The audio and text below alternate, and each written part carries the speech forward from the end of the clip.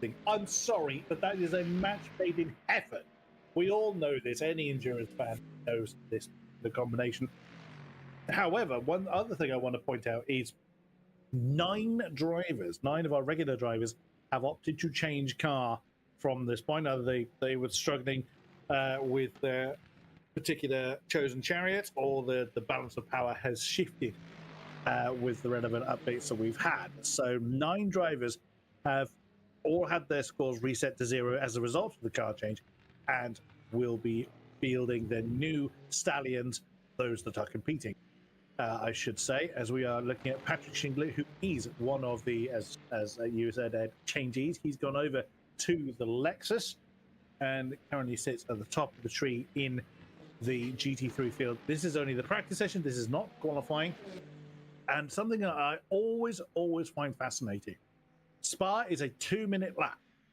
And still, look how close our field is. You know, the top 2 in both categories, less than a tenth of a second off, as Michi Hoyer gets the tail wagging in the Ferrari. Another one of our changing drivers. He has shifted from the Alpine. Yes, yep. Few Alpine runners, as the German driver now switches over to the Ferrari. So time will tell whether they've made the right decision. Indeed, I guess the 2 hours, 40 minutes of racing action. And I did love how you started going on all of a sudden, Chris, about stallions and chosen chariots, almost like we're about to commentate on a sort of Ben-Hur style chariot race in Rome rather than Belgium. But I guess, yeah, just as historic a circuit formed from the rivers through the Ardennes forest, essentially, and Eau Rouge at Fearsome Corner is sort of named after the river that used to run over there. So yeah, there's a lot of history, and in fact, there's even some VMS history, because January last year, that was the very first VMS round. What took place here at Spa, and it was also an endurance race. This is the first time we've done the proper, currently full-length race that we do in terms of the longest one, because obviously no driver swaps just yet, but we're all waiting with a bated breath, but I think we are starting to run out of breath, so we might want to take another breath before the driver swaps come out. But anyway, yeah, there is Michi Hoyer just coming into the pits at the end of the practice session, but currently it is Marco Cantor and one of our new drivers, Justin Stubenrauch from Visceral Esports, both of them in the Peugeots, fastest at the moment in this practice session. Simoncic, Jene Simoncic in the Valkyrie, of course, a former pole sister around here in the past, as Braden Hill used to say in commentary. And then in the Lexus of Patrick Schindler, who, of course, as you were rightly pointing out, him and Christian Malguer at Door Falcon Esports switching cars. They've also got a new teammate at the Door Falcon Esports team, and that is the Mercedes of Thomas Lydon, who has not switched cars, but he has switched team affiliation from nobody but himself to the Door Esports squad. So that is a very good news, and I'm sure Thomas Lydon, 6th in the championship, will be looking to add to his podium from a runner-up at Paul Ricard today. Okay, so the qualifying session is just about to get underway. For those unfamiliar with the format, I shall go through it now. 25 minutes is on the clock, as you can see in the top left-hand corner. Our GT3 contingent will hit the track for their 10-minute session. 10 minutes is not long here in Spa-Francorchamps. You can make the argument 10 minutes is surely the same length everywhere. Have you seen the length of the track? Spa is a very long, much like our finishing round, our second endurance round of Le Mans. You have not got time to mess about. If you make a mistake in Sebring, for instance, or Monza, some of the shorter tracks, you think, okay, I can just calm it down and have another go. You make a mistake during your lap in Spa, yes, you will have time to do another one, but you have not got time to mess about. If you stick it in the wall, then yes, you're in for a bit of a tough time. So our GT3s have 10 minutes to complete their qualifying laps, and then there will be a 5-minute crossover for any cars still on track to complete their laps before our hypercars are then released. Our hypercars will be allowed to leave the garage a couple of minutes before the qualifying session ends for the GT3s, but they must not leave the pit lane until 10 minutes or less is on the clock. Then they have their 10-minute session, and they will, of course, be allowed to complete their remaining laps once the checkered flag has fallen. We look at Luke Whitehead, our only double winner of the season in both categories, in the Mustang. So he won last time out at Silverstone. He won in the season opener at Fuji. And there is our current championship standings. Alexis Heron, top of the tree, just from Luke Whitehead to the Lamborghini from Ford. And Mehdi Hamadani in the second Lamborghini, with Marin Bessier second of the Fords. There's a pattern forming here. Alexander Hanna is our lead Lexus. In fifth position, Tomasz Leiden in the Merc. Sixth in our McLarens of Niclas Hubin. Seventh, Axel Ramone in eighth, with Valentin Berrier, Mercedes in nine. Then Artem Manishi, he's hanging on desperately to that Corvette and still pedals that particular car well. Alexander Lay in the Merc in 11th, Remy Delorme in 12th.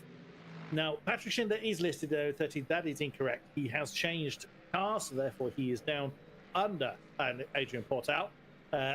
So Adrian is still in the Lamborghini, I believe, but Patrick Schindler is 0 points. Then Christian Margera, Julian Heno, Marius Pedersen, on Sol Aston Martin. We didn't have one at the beginning of the season. He's changed to the car. Sadly, Marius is not with us this race, so we will not see that Aston Martin take the track. We also have Nicholas Lemoyne and Jules Neal yet to get off the mark. Indeed, so crucial session, and as you say, 10 minutes to get the laps in, but also coming out the pits on your outlap, you've really got to make sure you prepare the tyres well, that you don't have them way too cold at the start of the lap when you've got to get on the brakes at La Source, that first hairpin that opens the lap before they make the run down to Eau Rouge and Rady on the sort of hill that you see Thomas Leiden negotiating now in the number 69 Mercedes AMG GT3. You can see one of his teammates, that's either Malguera or Patrick Schindler, just in the background there. In fact, you can see both of them. So it is Schindler leading Malguera with, that looks like one of the L4 LF4 cars that's in between them there in the Lamborghini, which of course is Adrian Portal, who was looking very, very quick in practice here. So yeah, GT3, there's no consensus yet on what the best car is. We know Luke Whitehead may well be one of the favorites for pole, because he just tends to go there, doesn't he? He's almost got a spot reserved on that front row as he's going wide out of Speaker's Corner, just trying to track extend as much as he can get away with. Then this very, very quick left-hander at what's blanket Pouhon, isn't it? Yeah, it was P something, but I didn't want to get it wrong. As he goes downhill into the pit path chicane, which I always call it, but most people just call it Fanier. I have heard it referred to as pit path chicane. I have no idea what that name. I've always referred to it as the Fanier chicane. Yeah, I just like saying pit path then. Into the fast right hand. He's coming out of Stavelot and then into Paul Frere Corner, named after the legendary Belgian journalist who used to drive for Ferrari when they were feeling generous. They give him a spare Ferrari in the 50s, and he'd do surprisingly well, finish it on the podium, I believe, at Spa. Then as we see, Remy Delorme in the Lexus has gone fastest in the middle sector, and it's always a bit of a compromise, isn't there, Chris, with the setups at Spa? Do you prioritize the faster first and final sector, or that middle sector, which is where you might want a little bit more downforce and a bit more confidence turning in at high speed? Especially considering this is an endurance round, so tyre preservation is definitely going to be something the teams and drivers have to bear in mind. So yes, that's a very good question indeed. As our first times are on the board, they will start to come down. We were seeing 2:17s from our GT3 contingent in practice. We look at Alexander Lay in the Oplight Mercedes. Alexis Heron, our GT3 championship leader, by 15 thousandths of a second over a 2-minute lap. That is absolutely astonishingly close. Continue to watch Alexander Lay come through the... I'm a bit funny when it comes to that final chicane. It's always been historically called the bus stop chicane because it was bus stop shaped previously. It's not that shape anymore, so I don't often call it the bus stop chicane. But that's just me being particularly picky, to be entirely honest. Yeah, some track maps often just call it chicane. Indeed. So, which is a very bland and factual name, though. As we see Alexander Hanna for Visceral Esports, I think he's another that switched from Lambo to the Lexus, isn't he? So that is fascinating then to see how this... No, I don't think Alexander Hanna did. I've got what I certainly had. He was. I'm seeing him in the Lexus now, Yes, he was, I believe, to start with, but he was in the Lamborghini last season. So That's it. Yeah, I'm getting confused. Either way, that's a great lap from Alexander Hanna. 4 attempts clear of Alexis Hearn, our championship leader. So he's getting it together, and the Lexus cars look like a genuine threat for pole position. So Luke Whitehead came into this round fearing that, if it rains, the Mustang is in trouble, and it could be in trouble anyway. And he's just constantly playing down his chances, very pessimistic. I'm sure he is going to improve on that time, because he is very, very close to Lexus Hunt at the moment. As we see, look at personal best improvements from Remy Delorme then in the number 97 for the Go Team Racing outfit from Gothenburg in Sweden. Out of the bus stop chicane he goes towards the line. Where's this going to put Delorme? It puts him on provisional pole, 218.0. So we're very close to breaking into the 217s. And in fact, we have done so. Hamadani does it. As I think, so did Marin Bessier. Marin Bessier was our pole sitter for a brief moment in the Ford. And then Hamadani, and now Portal.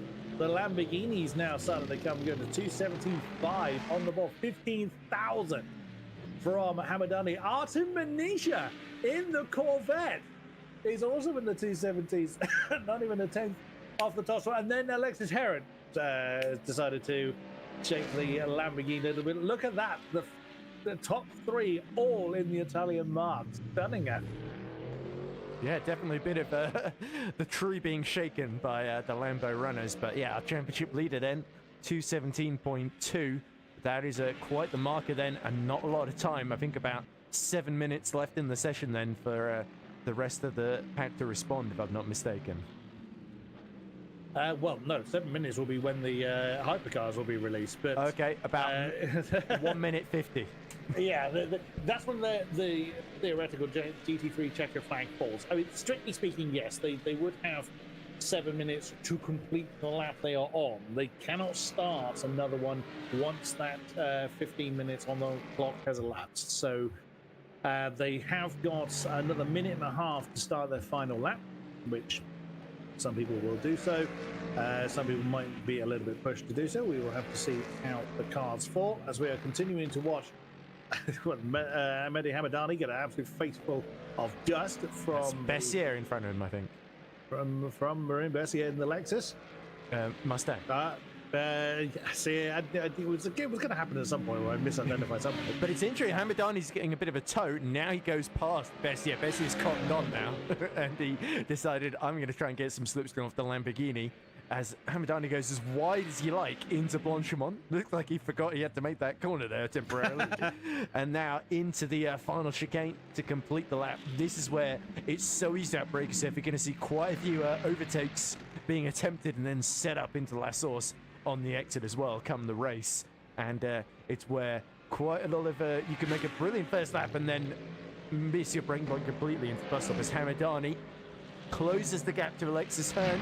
But Patrick Schindler now 10th off of pole position. He has slotted himself onto the front row there, and that really shows you see Axel Ramone session coming to an end. I think he has had a bit of a calamitous occasion at the top of Radion here. What's happened in the off-light McLaren? Oh, he just died on him. Yeah, well, either he's played Russian roulette with the fuel tank and lost, or he's decided to. That was very early to bow out of the lap. So, and that's Valentin Berrier having a lag moment. Looks like he's still going. So, luckily, should be able to get another lap in. Manisha, I think, his session. Can't park there, sir. That's P6 then for at best for one Corvette then. Indeed, which is still a pretty decent effort from. Yeah, this is a good track for Manisha. He very nearly got on the podium here last season. Had to set up a P4. It's all dear. That looks like Portal getting out of the way of Christian Malguera. You can see how low the front is as he goes into Malmedy there. Just sparks being coming out of the undertray at the front of the Lexus there. But Malguera slightly up in the first sector. Let's see if he can get himself onto a bit higher up on the second row, maybe even onto the front row here. It's going to be very, very tight. We will follow Christian Margera then through his lap. Most people have either completed their laps. I think Margera is probably the last one on track. I have to look at Whitehead if he's still out there, if he's able to improve or not. But yeah, P10 at the moment as we see Barrier leap up to P11. And It's up in the middle sector for Whitehead, but it's not looking like he's going to be challenging for... Would seem so. I mean, up on his overall time from sectors 1 and 2. Perhaps perhaps Luke was right. The Ford probably not the strongest option here at Spa. He is the lead Ford, in fairness. Thomas Leiden not getting to grips with the Mercedes down there at the tail of the field. Here comes Luke Whitehead, winner twice so far this season. And what can he do now? The timing line's actually towards the back of the grid, not the front. So it does look like the time jumps backwards. Improvement. Not an improvement. Oh, somewhat. A few people getting a bit surprised. I mean, you can detonate the cars, though. You don't actually need them now.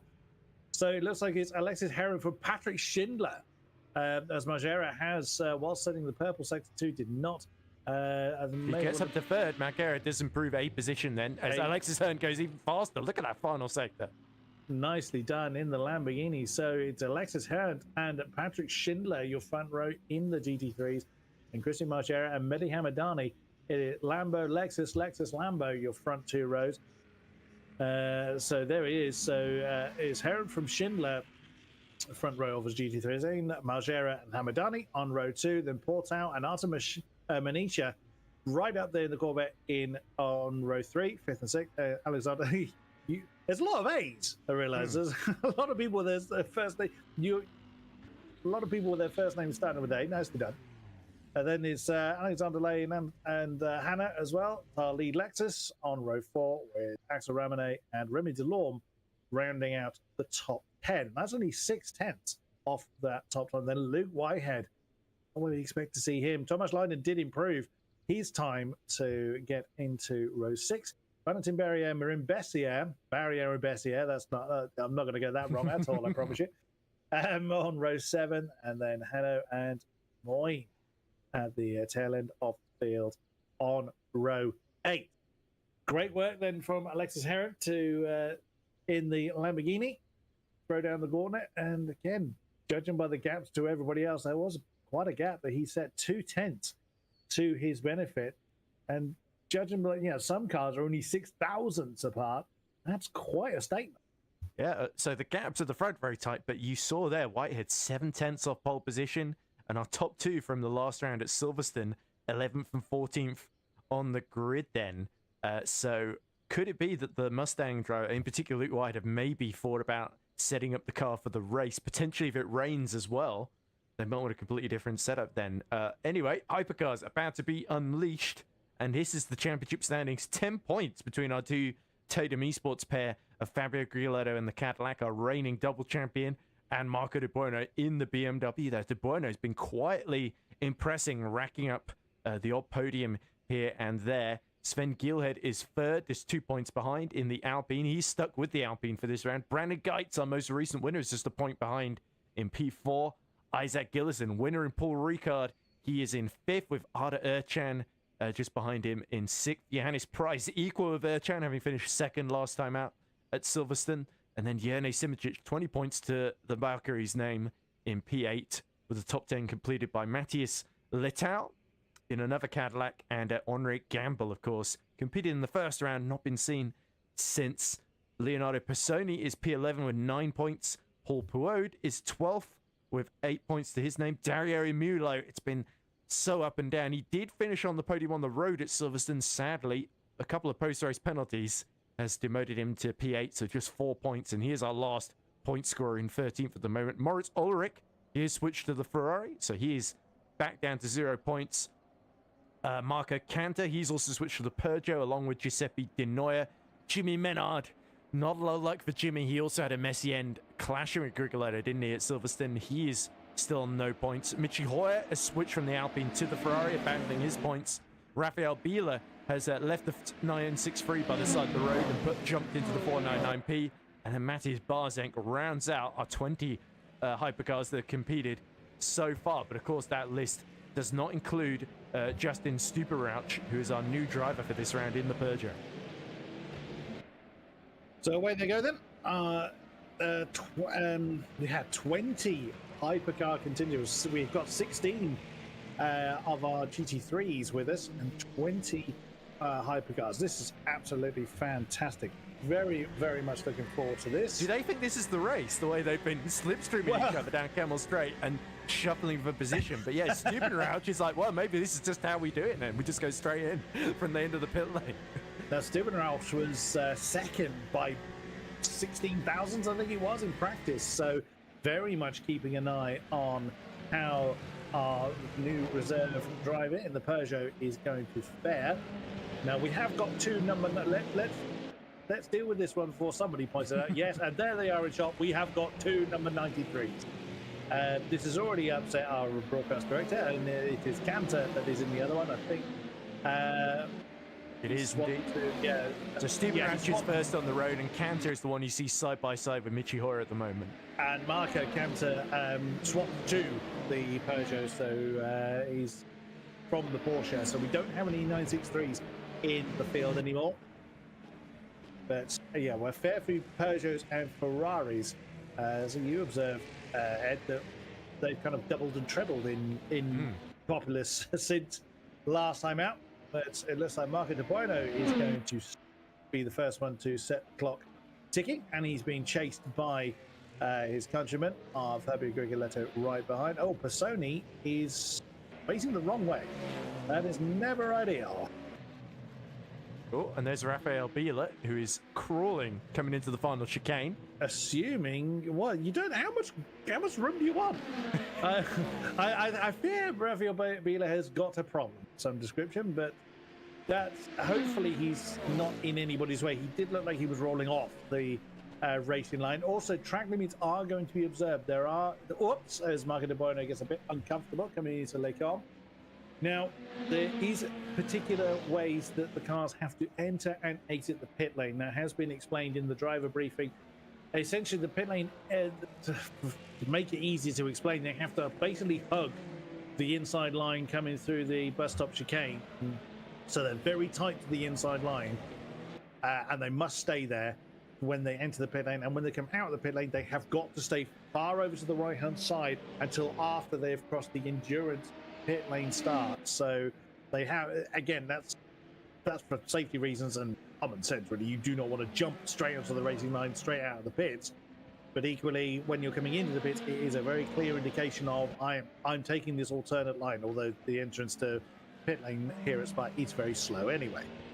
Yeah, you certainly don't have to slow down quite as much as Rafael Biela was in the LX8 No. sports car, but yeah, I think he was just trying to stay out of trouble as we see Stupid Route lighting up the timing screen in the first sector. You see Grigoletto getting out of the way, our championship leader in the Cadillac. Grigoletto was still trying to warm up the tyres coming out of Pujon halfway through his first flying lap. So it looks like the BMW, as Menard has dropped it coming out of Fanier. So he was trying to warm up the tyres on the Peugeot as well. And Menard, who, number 22, had quite a few adventures, didn't they, at Silverstone. Some might say misadventure. Yeah, at the rear. It's almost like the tail wagging the dog there, and that's left it in the wall and in the gravel. Yeah, again, that's what I was talking about. But the first time is now coming onto the board. It is Julian's Stubenrau. I'm not going to get that correctly pronounced. I apologize in advance to our German speakers. But it is Julian at the top of the tree with a 203. That will come down. We were seeing, I think, 201s in practice. And I'm about to sneeze. Here comes Nash Kidashvili then, who you might recognize from the gold split. And he was so impressive, won the last two events, went from 9th on the grid to win in Qatar, and then won Imola the race before by a good 20 seconds. And he goes fastest. There we go, 203.0 with a very, very strong final sector in particular. But that's immediately beaten by Isaac Gillison in his 499p. So it could well be nip and tuck. Who can get the tyres up to temperature the best? Will it be the Peugeots or the Ferraris? Well, that is going to be the question. They have been the rule of the roost, certainly through qualifying, as Giuseppe Di Noia has now jumped to the top of the tree. There we go, a sub 201 down on the board. We were very, very close, actually, to getting under 2 minutes in practice, beg your pardon. So it would not surprise me if that is achieved this time around, as we are continuing to watch Letal in the Cadillac 276 car. See what the Frenchman is able to do. With a few cars yet to get a time on the board. But that's a corner set down by Giuseppe Denoia. 1.5 seconds clear of Isaac Gillison for now, but everybody is getting their laps on the board. But we still, even though these are quicker cars, they still don't have many laps they can complete. Less than 4 minutes on the board. Yeah, Letau's been another of our new drivers that's impressed so far this season. 9th in the championship with the best result of, I think, was he 5th in Fuji. As we see Grigoletto gets the Cadillac to the top of the timing screen, so 2 minutes 0. Let's see what Letau's lap time looks like. He goes second, 2 tenths down on Grigoletto, so the Cadillacs are starting to strike back, but surely there's a bit more pace in the Peugeots and Ferraris that we haven't quite seen yet in these final 3 minutes. There's Marco Canter still getting to groups, of course. It's only been about 3 or 4 weeks since the update, so I'm impressed that they're, or at least this might be me speaking too soon, and we'll have to see how they handle on the first lap on cold tyres, but I'm impressed that everybody seems to have mostly got on top of how to get bed these tyres in the first couple of non-push laps in qualifying. As Johannes Price, second at Silverstone, Gillison lowers the bar yet further, 2 minutes, 0.2. Can Price get anywhere near pole position? He's still got purple sector 2, personal best in sector 1. Let's see what the Peugeot is able to do this time around. And let us see. You've got to wait for them to. And there we go. I said, didn't I, that we would have our first sub. Well, we were looking potentially at our first sub 2 minute lap. Great effort there. 3/10 clear of Gillison. That's no mean feat. Oh, it's in the wall of Puhan. He's changed to the car. That's a Ferrari that he's stuck into the wall. That's up at no name, or speakers, call it what you will. He's survived there, so it must be Puhan where it goes wrong, yeah. Yeah, so he's come down. Oh, he's unsettled the car on the way in.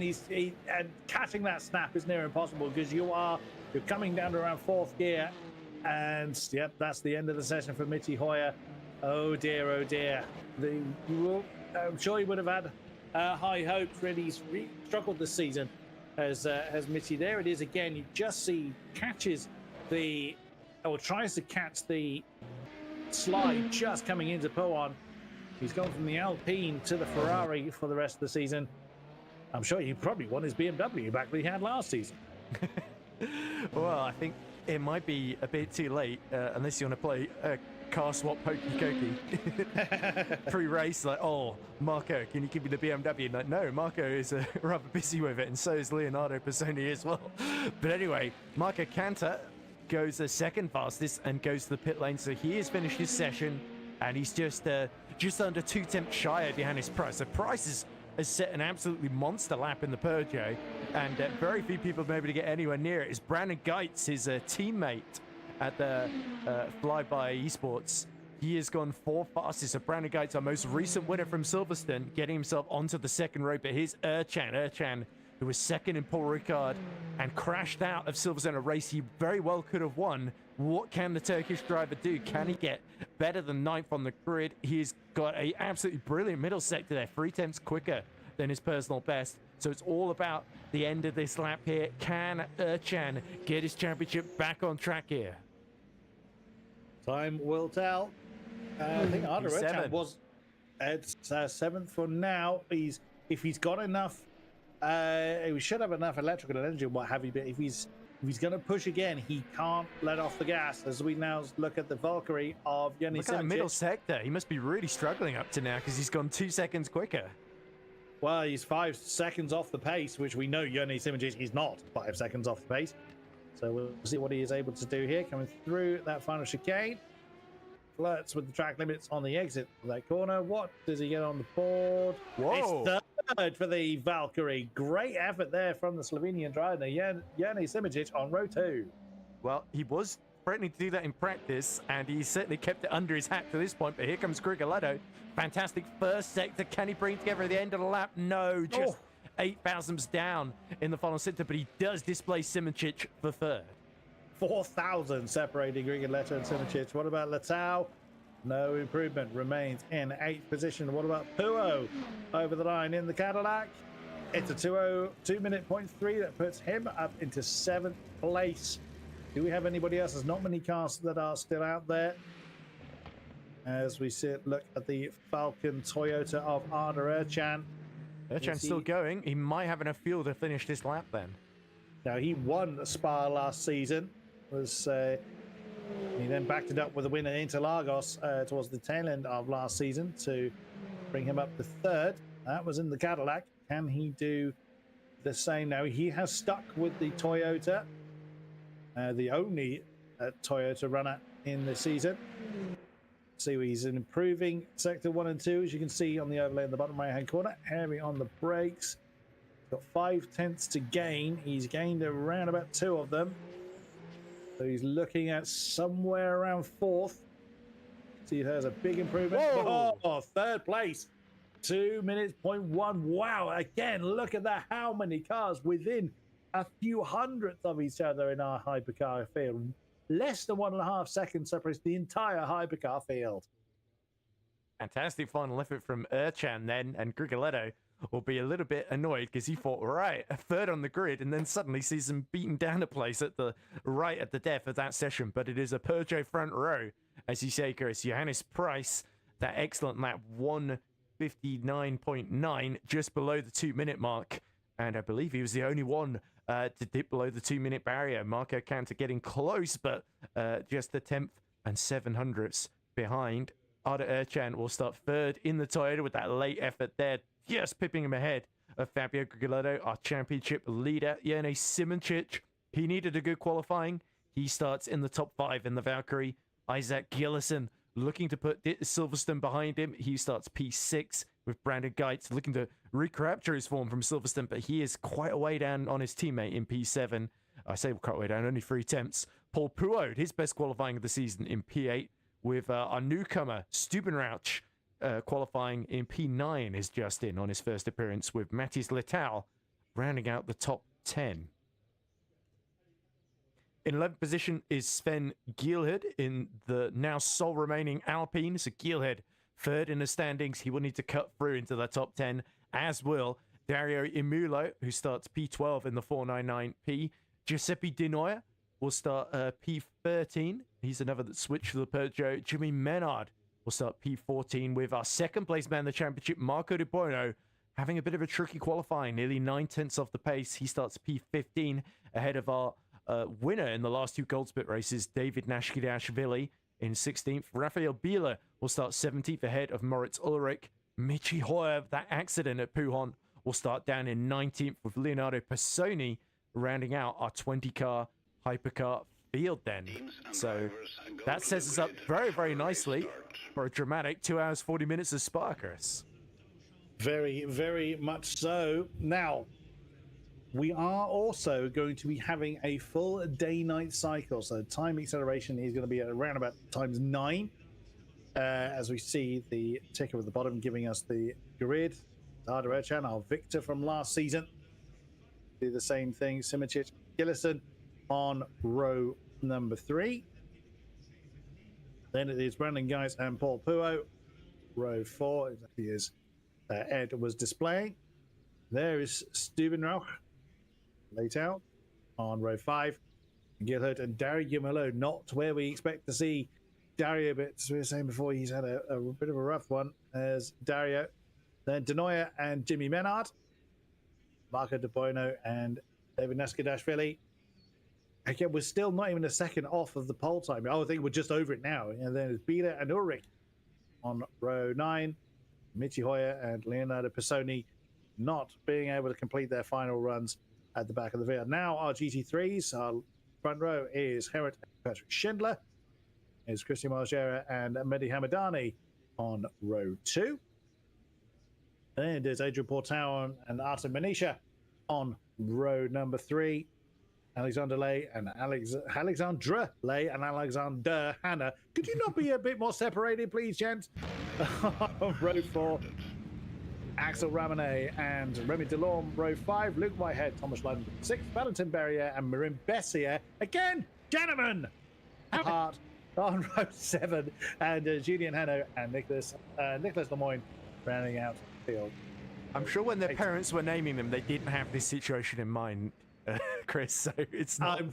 Now that is interesting. Almost everybody going for a universal tyre strategy, except for 2 of our hypercars going for soft on the outside. And one the Marco Canter as well on the front row. Yeah, so well, I say outside, depends on which corner. On the, I think it's the right-hand side of the car, it's got the soft compound, but we'll see if that's going to pay off. Let's see what our Peugeots do.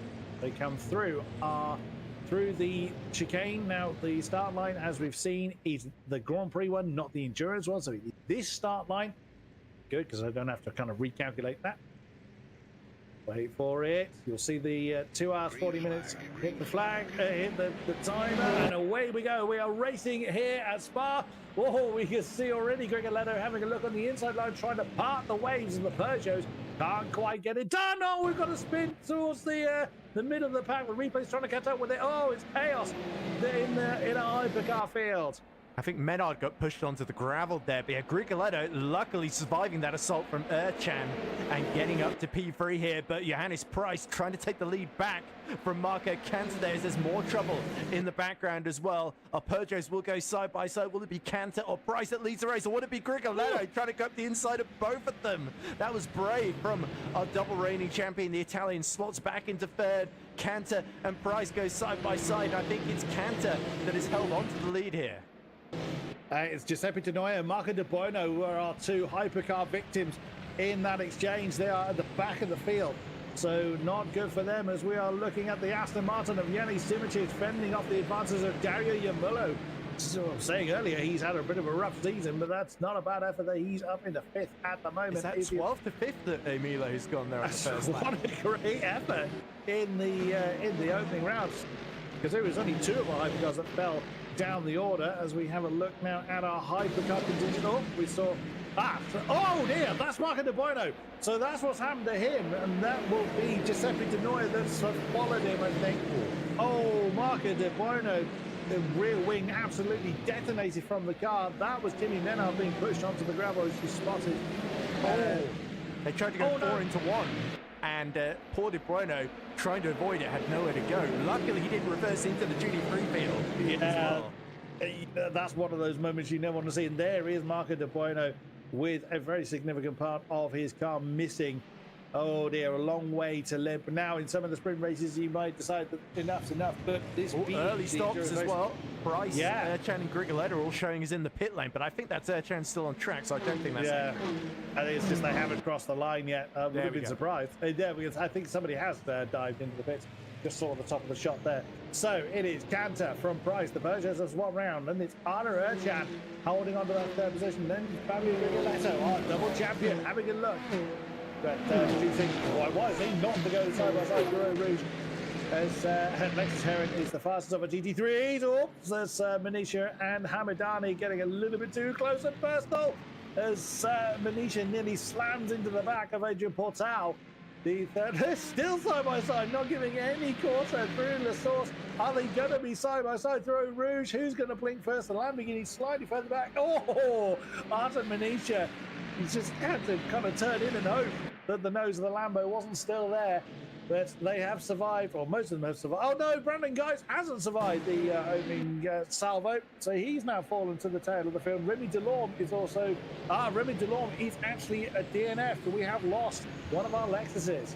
Oh, there we go. Brandon Geis has got caught up with Rafael Vila, trying to pass him on the inside. He got it slightly wrong, and that Peugeot has the telltale black marks of damage at the front and at the side, as we see plenty of cars in the pit lane. De Buono, our 2nd place man in the championship, has made it. So, oh, as you see a Peugeot spinning off. Oh, and that's Price, our pole sitter, that's hit the wall at Bagné.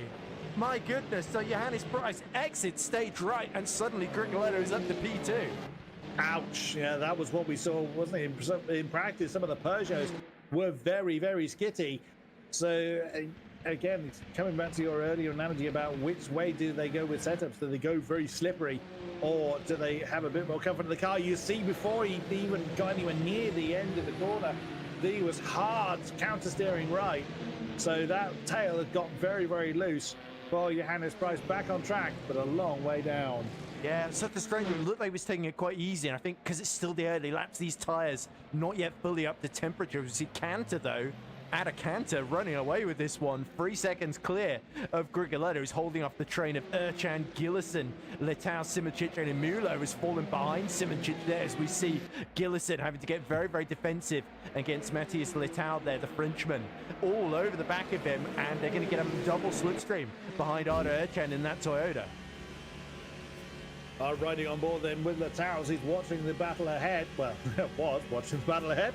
Arda Erchan. Oh, that's getting close to the Falcon car, but goodness me, that is very, very close. Gosh, Struth, they always kind of make me breathe in very dramatically as Patrick Schindler sets the new GT3 fastest lap. Look at this. Absolutely brilliant stuff, nose to tail. Now, we know that this is an endurance race. We know we've got 2.5 hours, but you tell that to the driver. They are going to seize every opportunity to gain every single pixel of space they can. As we look at Christian Margera in the Lexus, or in the midst of this particular grid, he's chasing Mehdi Hamadani in the third of our Lamborghinis. Well, there you go. That's pretty much the entire GT3 field. As a minus Remy Delorme. Sadly, the Lexus not in the race any longer. You never want to see it, but it's all such a shame, especially so early on, that we have had a retirement. You put all the practice in, especially gearing yourself up for a 2.5-hour race, for it all to come unstuck on lap 1.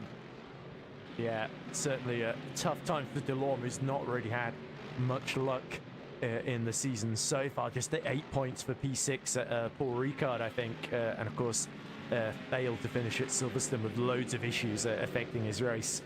We just saw there, by the way, Alexander Hanna, I think, nipping ahead of Marin Bessier, and the Lexus now could be a bit of a threat to Luke Whitehead in 10th. Then Whitehead, who's trying to keep with Axel Ramenet and Alexandre Lay in the battle for P8 then, and it does look like the Mustangs are struggling to make progress, so the rain can't come quickly enough. The other thing to keep in mind is the hypercars, particularly as we see more yellow flags out there somewhere. Obviously, crucial move for Gillison getting through, and is that... Oh, that must be Nicholas Lemoyne out of the race. So he's come to a dead stop as he was letting the hypercars through into La Source. And then he's got going again.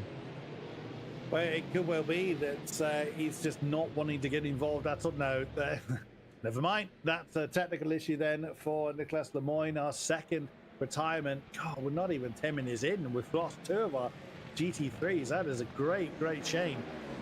But Cantor now is under a bit of pressure for the race lead. There is Grigoletto bouncing past the upright. Oh, connection issues for Cantor. Oh no, that is never what he wanted. It's always unnerving chasing a car that has some kind of connection issue, as Mehdi Hamadani sets a new fastest lap for the GT3s.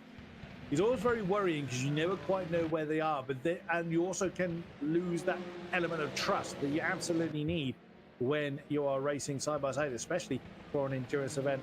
Also telling that Cantor was one of the 2 hypercars that went with that slightly different tyre strategy, and it seems to be paying off for him so far. Early days though. Yeah, he certainly was able to get them up to temperature. How long is he going to be able to go in the race compared to those who just plunk the hards on? Will be the question here. But certainly the gap to Grigoletto has shrunk as we see side by side Portal and Hamadani and Manisha trying to hold on from the pair of them as Denoy looks for space, barges Artyom Manisha almost out of the way there as they go downhill through Malmedy and into the speaker's corner there. You see Thomas Lydon trailing his teammate Christian Malguera as Malguera is trying to get the L4R cars out of the way, but the Lambos not giving him much space as there's De Buono recovering, and of course he's having to fight through all the GT3s before he can even think about catching up to the back of the hypercar field. So De Buono's another one, surely, now that's got to bank on it raining if he wants to get anything out of this one. Yeah, he's going to be praying to someone or somewhere. We've lost another of our GT3s. Valentin Berrier has parked the Mercedes. My goodness me, we will have no one left in about half an hour at this rate. But yeah, we've lost another of our GT3s, so that leaves us with only 13 of them remaining, and they're all pretty much in this group here. Manisha's got a big train behind him. He's about 2.5 seconds behind Schindler, who's still within 4/10 of race leader and championship leader Herndt. But you said at the beginning it was 9 times accelerated day-night cycle. It seems to be accelerated retirement cycle as well. As, oh, look at this. Christian Marghera, the Italian, looking to the outside of Mehdi Hamadani. That will give him the inside for the second part of that final bus stop chicane. Forces Hamadani wide and feeds him into his teammate Thomas Lydon. But Schindler in the foot tracks of Alexis Hearn is setting the fastest lap of the race. As all Hamadani's going to get squeezed here between the two Falcon Esports cars. As all off goes Marghera, just tapping the gravel there, and that's going to lose him a load of places. God, Here comes Whitehead. Yeah, it's been an almighty great scrap all race long so far for our GT3s. They do know it's an endurance race, right? They are aware that this isn't a sprint race. But yeah, that was almost paid off for the Falcon pair. They almost managed to get the position, and then they end up losing spots. Although fair play to Thomas Lydon, starting towards the tail of the GT3 field, now to 7. There's that. It's Ramone just leaving Alexandre Lay almost for dead. My goodness me, the upright McLaren managing to get past the Mercedes there. Yeah, and look at all the defensive move from Luke Whitehead on Marghera right behind. Get that all kicked off as all Whitehead gets a tap in the rear from Christian Marghera, who I imagine he's not pleased to see in the rear, right that close behind him. But yeah, I noticed there that Mehdi Hamadani got a little bit twitchy coming out of Eau Rouge and Radion, as now we see Urchan. Oh, Litau, very late move to the outside there, as they're both trying to keep Isaac Gillison inside the top 3. Over 3 seconds ahead, and in very much a race of their own. But Litau finally clears the Toyota and gets the Cadillac into P4, so that's very good news for the ERE race team. Yeah, there was no gap that he was gunning for on that. I wonder if Hamadani maybe's got a little bit of damage there from the fight with the 2 Door Falcon Esports cars, because he's just looking a bit all over the show. We will have to see. As we are focusing on Alexandre Lay, the off-white Mercedes, chasing his teammate in the McLaren, but right behind him, Luke Whitehead and Christian Marghera and Lydon and Hannah and Bessier, and only about a second and a bit back there is Julian Hanno in the Lexus tail of the field. So this is basically all except the top 4.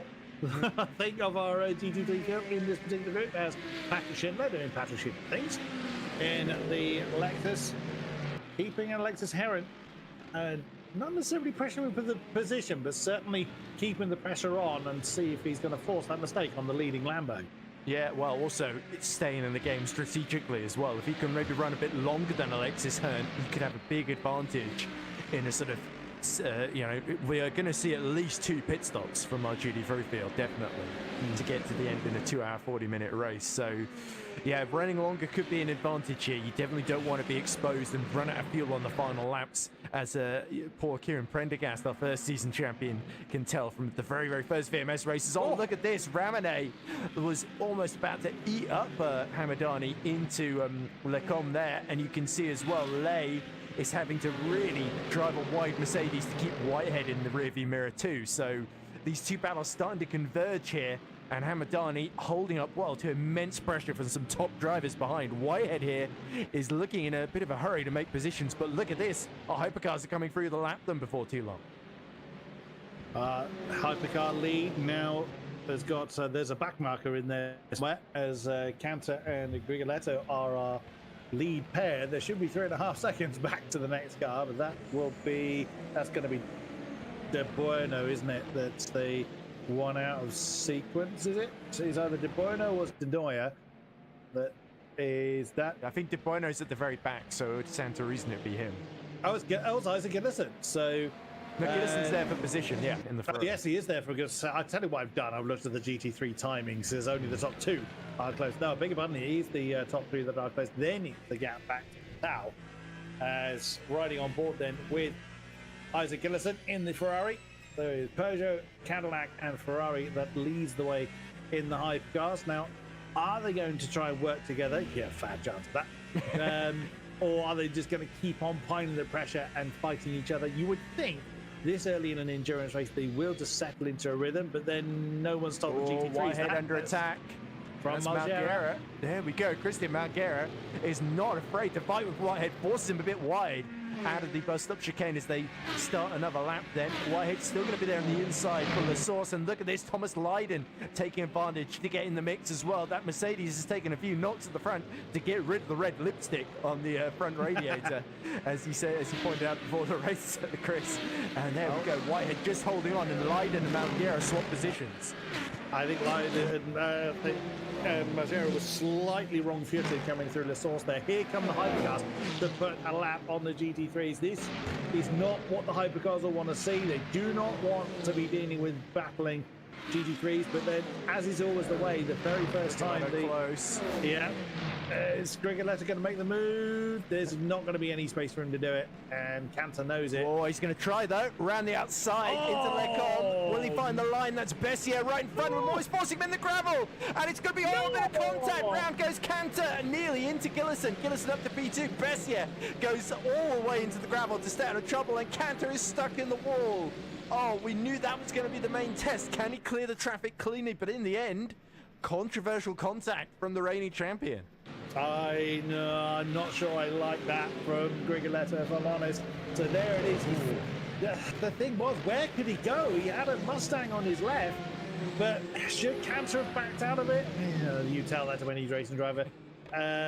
Is Cantor going? Yes, he is. So, that got a bit ugly. But then watching from the off-board shot there, I think Grigoletta just had nowhere realistic. He went on the dust as it was, and he sadly took somebody with him. So I'm not sure that's going to be a worthy penalty. Again, you can't blame Grigoletta for trying to make the move stick. That's just really, really unfortunate there. But that is the nature of multi-class racing, especially this early in an endurance race. Of course, the GT3s are still very, very close together. The nature of the beast, but yeah, that's going to be of very, very little comfort to our former race leader. Oh, look at this. Simic trying to go round the outside of Dario Mueller, going way too deep into the bus stop there and having to slot in right behind one of the Lamborghini. I think that's Hamadani there, and he's got Erchan now nipping back at his heels. So Simic going for P4 in the fight behind Letau, and ends up not quite pulling that one off. And now Erchan has got half a chance. He's dragging Stubenrauch on his debut for Visceral Esports in that Peugeot with him too. And Sven Gielhed, another of our Dora Esports drivers, has made his way up the field into P8 by just staying out of trouble. The Alpine is now a big factor in this P5 duel. Oh, they're going to get a bit uncomfortable as the Aston is then a little bit swamped. Yeah, let's see how this comes out. Yanni Simic, he knows he's got nothing. He can defend all side by side into Lecombe. It's always a bit risky, but Stubenrauch is determined to make a name for himself. They're still side by side to come out. Oh, he got the ball through Malmedy. The impact that just about didn't result in someone facing the wall. Now Simic under pressure by Sven Gielhed, who in turn is dragging. That's Bieler that is right behind him as well. So, that could have gone very, very horribly wrong. Almost did go horribly wrong. They have lived to survive another day, but Simic has lost a couple of positions as a result. Yeah, there we go. So Stubenrauch showing no fear and not going to back out even on the outside through Lecombe there. So that was bold there. Gielhed has been another beneficiary of this. As I say, by just staying out of trouble, the Alpine slowly making up places, and Raphael Bieler going a lot stronger in the Ferrari than the Porsche 963, now giving Simic looking to punish him even more. So Yerni, after a strong start, just one incident has put him a little bit on the back foot here. So maybe Simic will have to play a bit of a strategy game to regain some of those positions there. But there are plenty of very hungry Ferraris looking to give him an even harder time here. Here comes Raphael Bieler. Indeed. As the Aston Martin being challenged. Oh, side by side into the chicane. The Aston should be able to...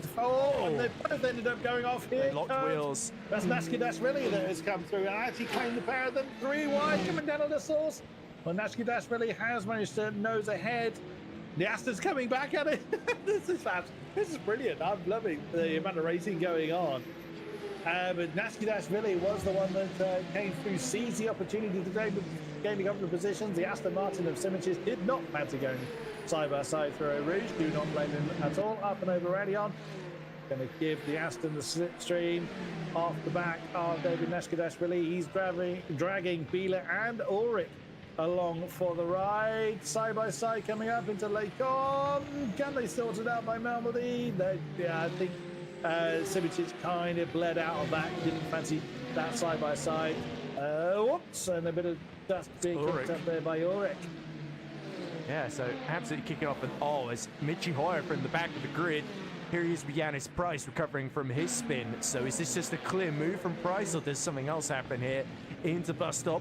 Price to the outside. Somebody braking heavily in front of him. I think that's Jimmy Menard. Round the outside goes Price, and Michi Hoyer not really able to follow. He has actually fought back. He's, I think, down the Camel Straight immediately. Got back through. Oh, is that Alexander Hanna in trouble for Visceral? Indeed it is. He has come to a dead stop at the top of the Lake On. Well, we saw the end of that. We'll hopefully catch up with what happened. Well, he's certainly on his own now. Whether he was on his own when he dropped it, we will hopefully catch up with that a little bit later on. Here is the replay of it, is it? Yes, so he is... Messier alongside him. Side by side. The punch in the face there through the source. Okay, that was a little bit earlier in the lap. They're still side by side along the Camel Straight. So he was up here at Lake On where it went wrong. Is that going to be running out of road? Slight tap there. Looks to me like Messier lost control a little bit under braking.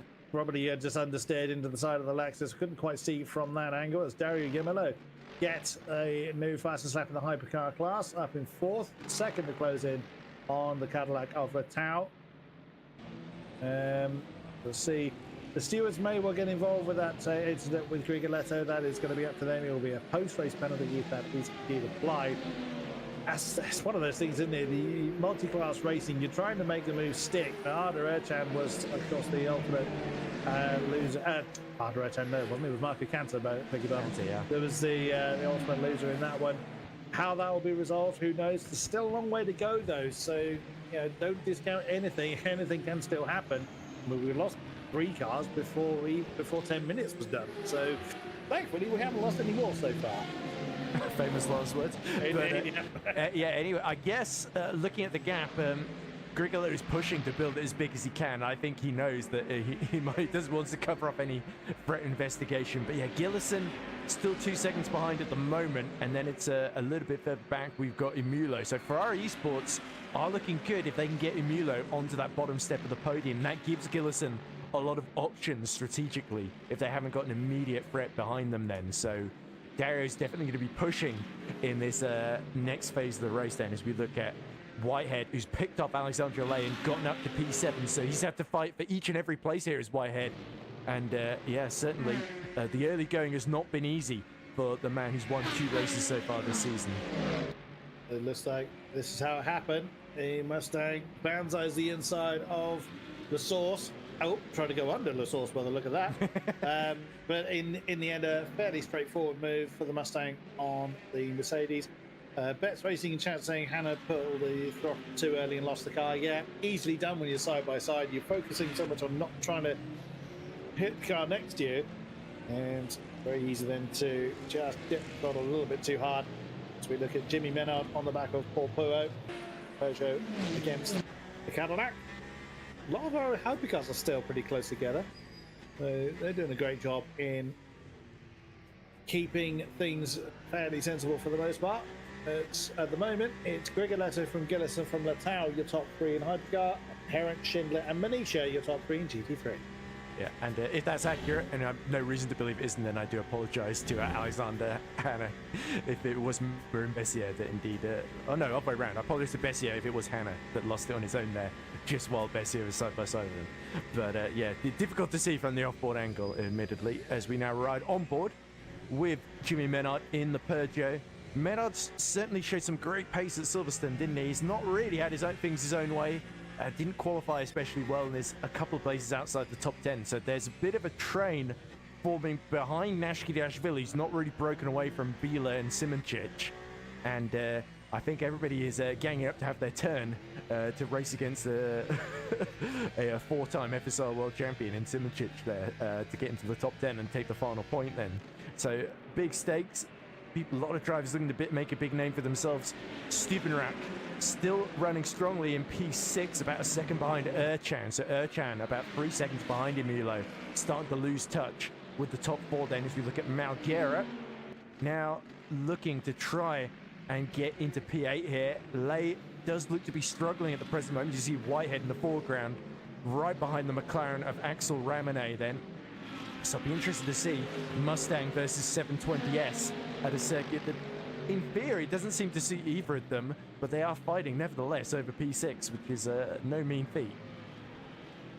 As Margera has got himself a bit of breathing space from his teammate Thomas Leiden. They were glued together last time we looked at them, as we have a new Hypercar fastest lap from Letao.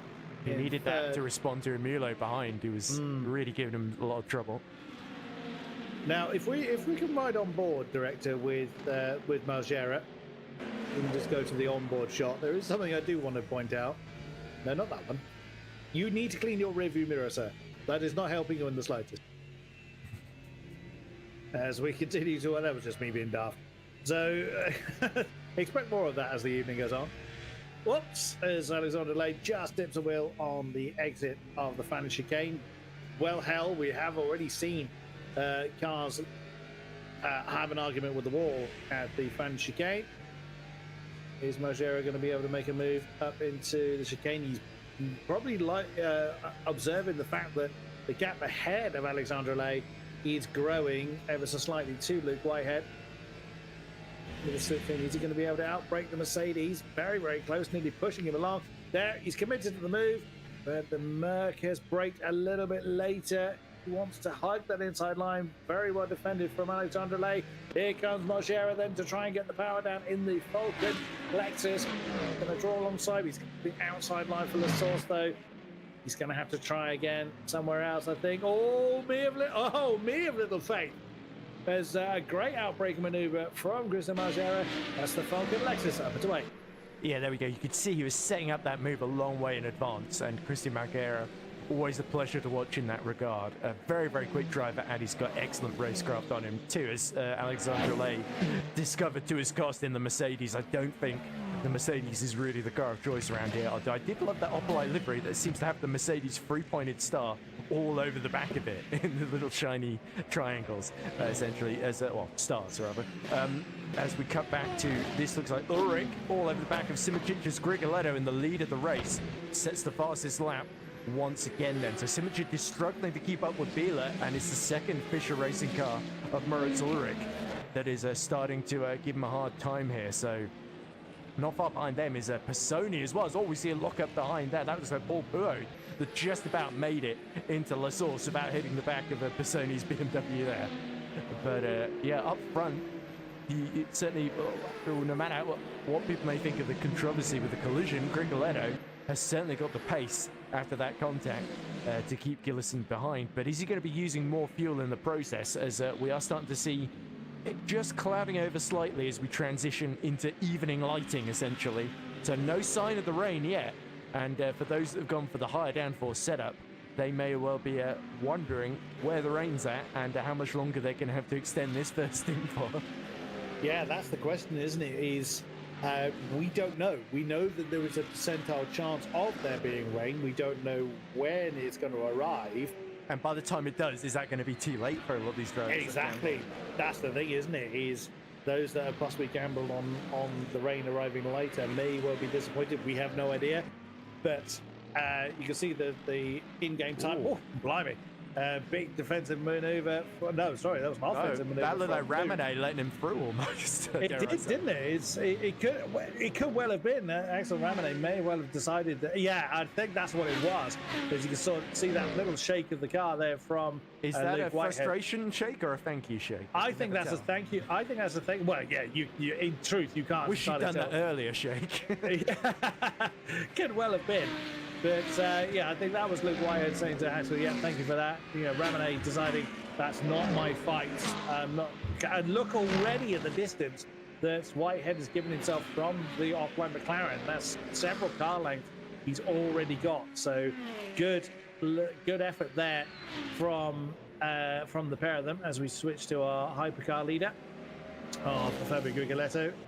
from Isaac Gillison, who has seen the podium already this season. Both of them have won before this season. Yeah, it's just Indeed. with Cantor was one of the few. Cantor or Litau or Emilo would be a different winner this season. In fact, Cantor and Litau, I think, are yet to win in the Platinum Split in Hypercar. So yeah, certainly we could.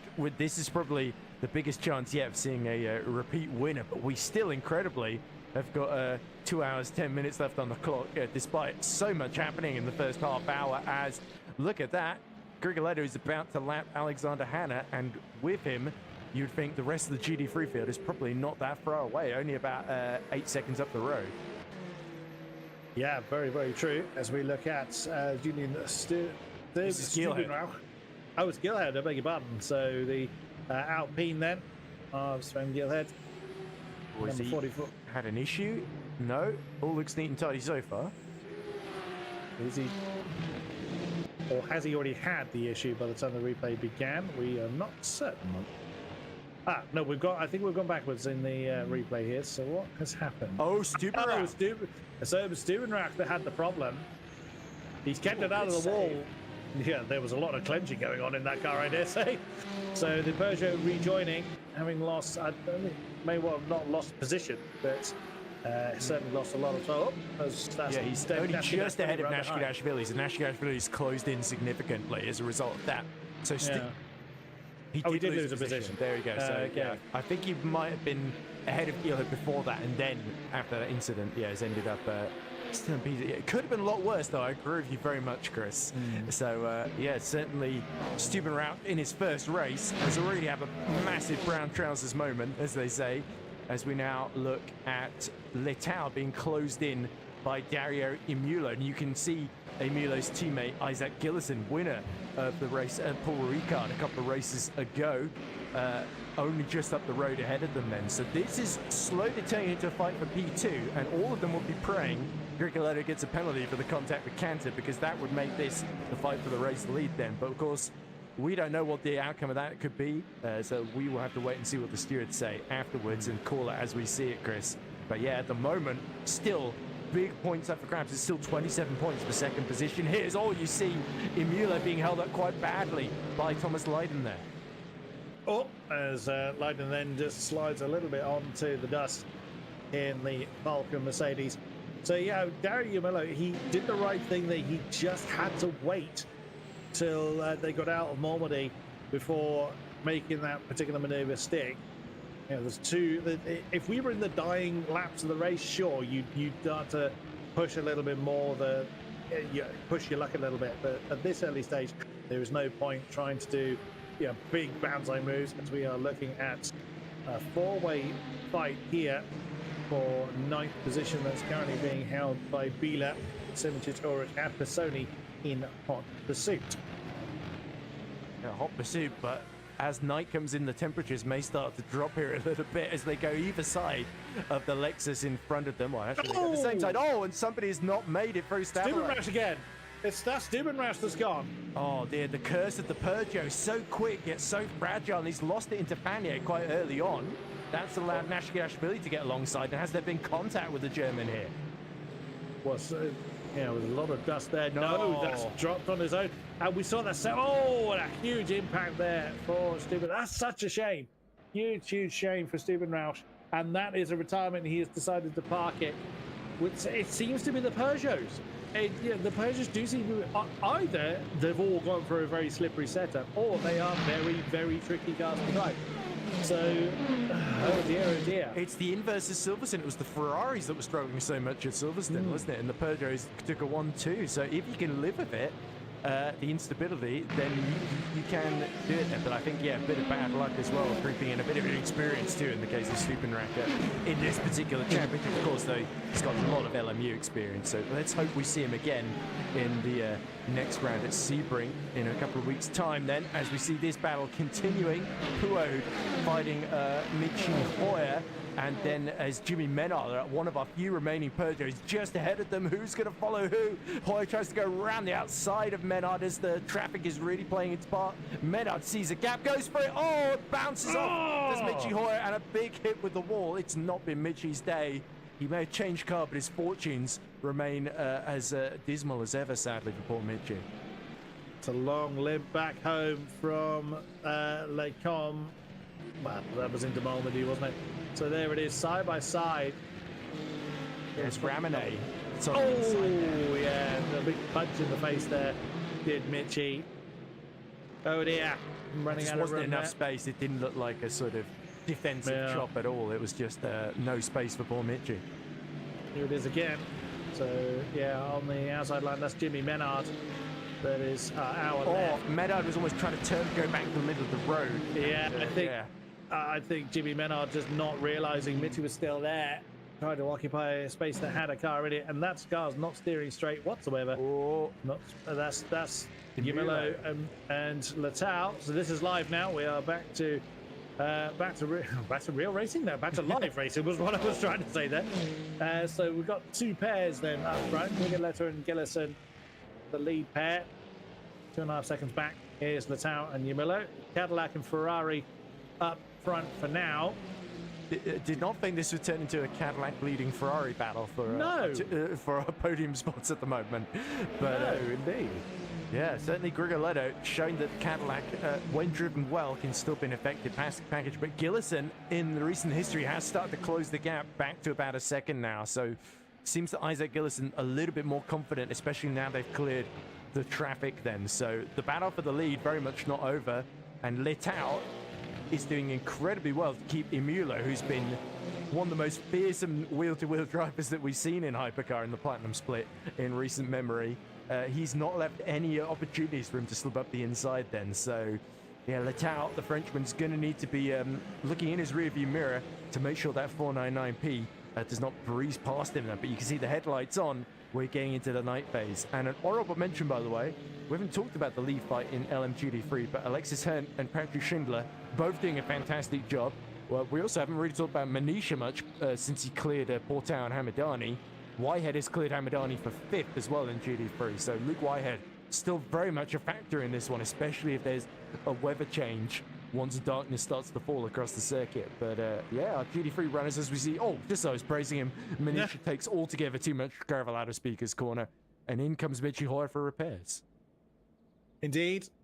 Still running though, has chosen to continue the fight.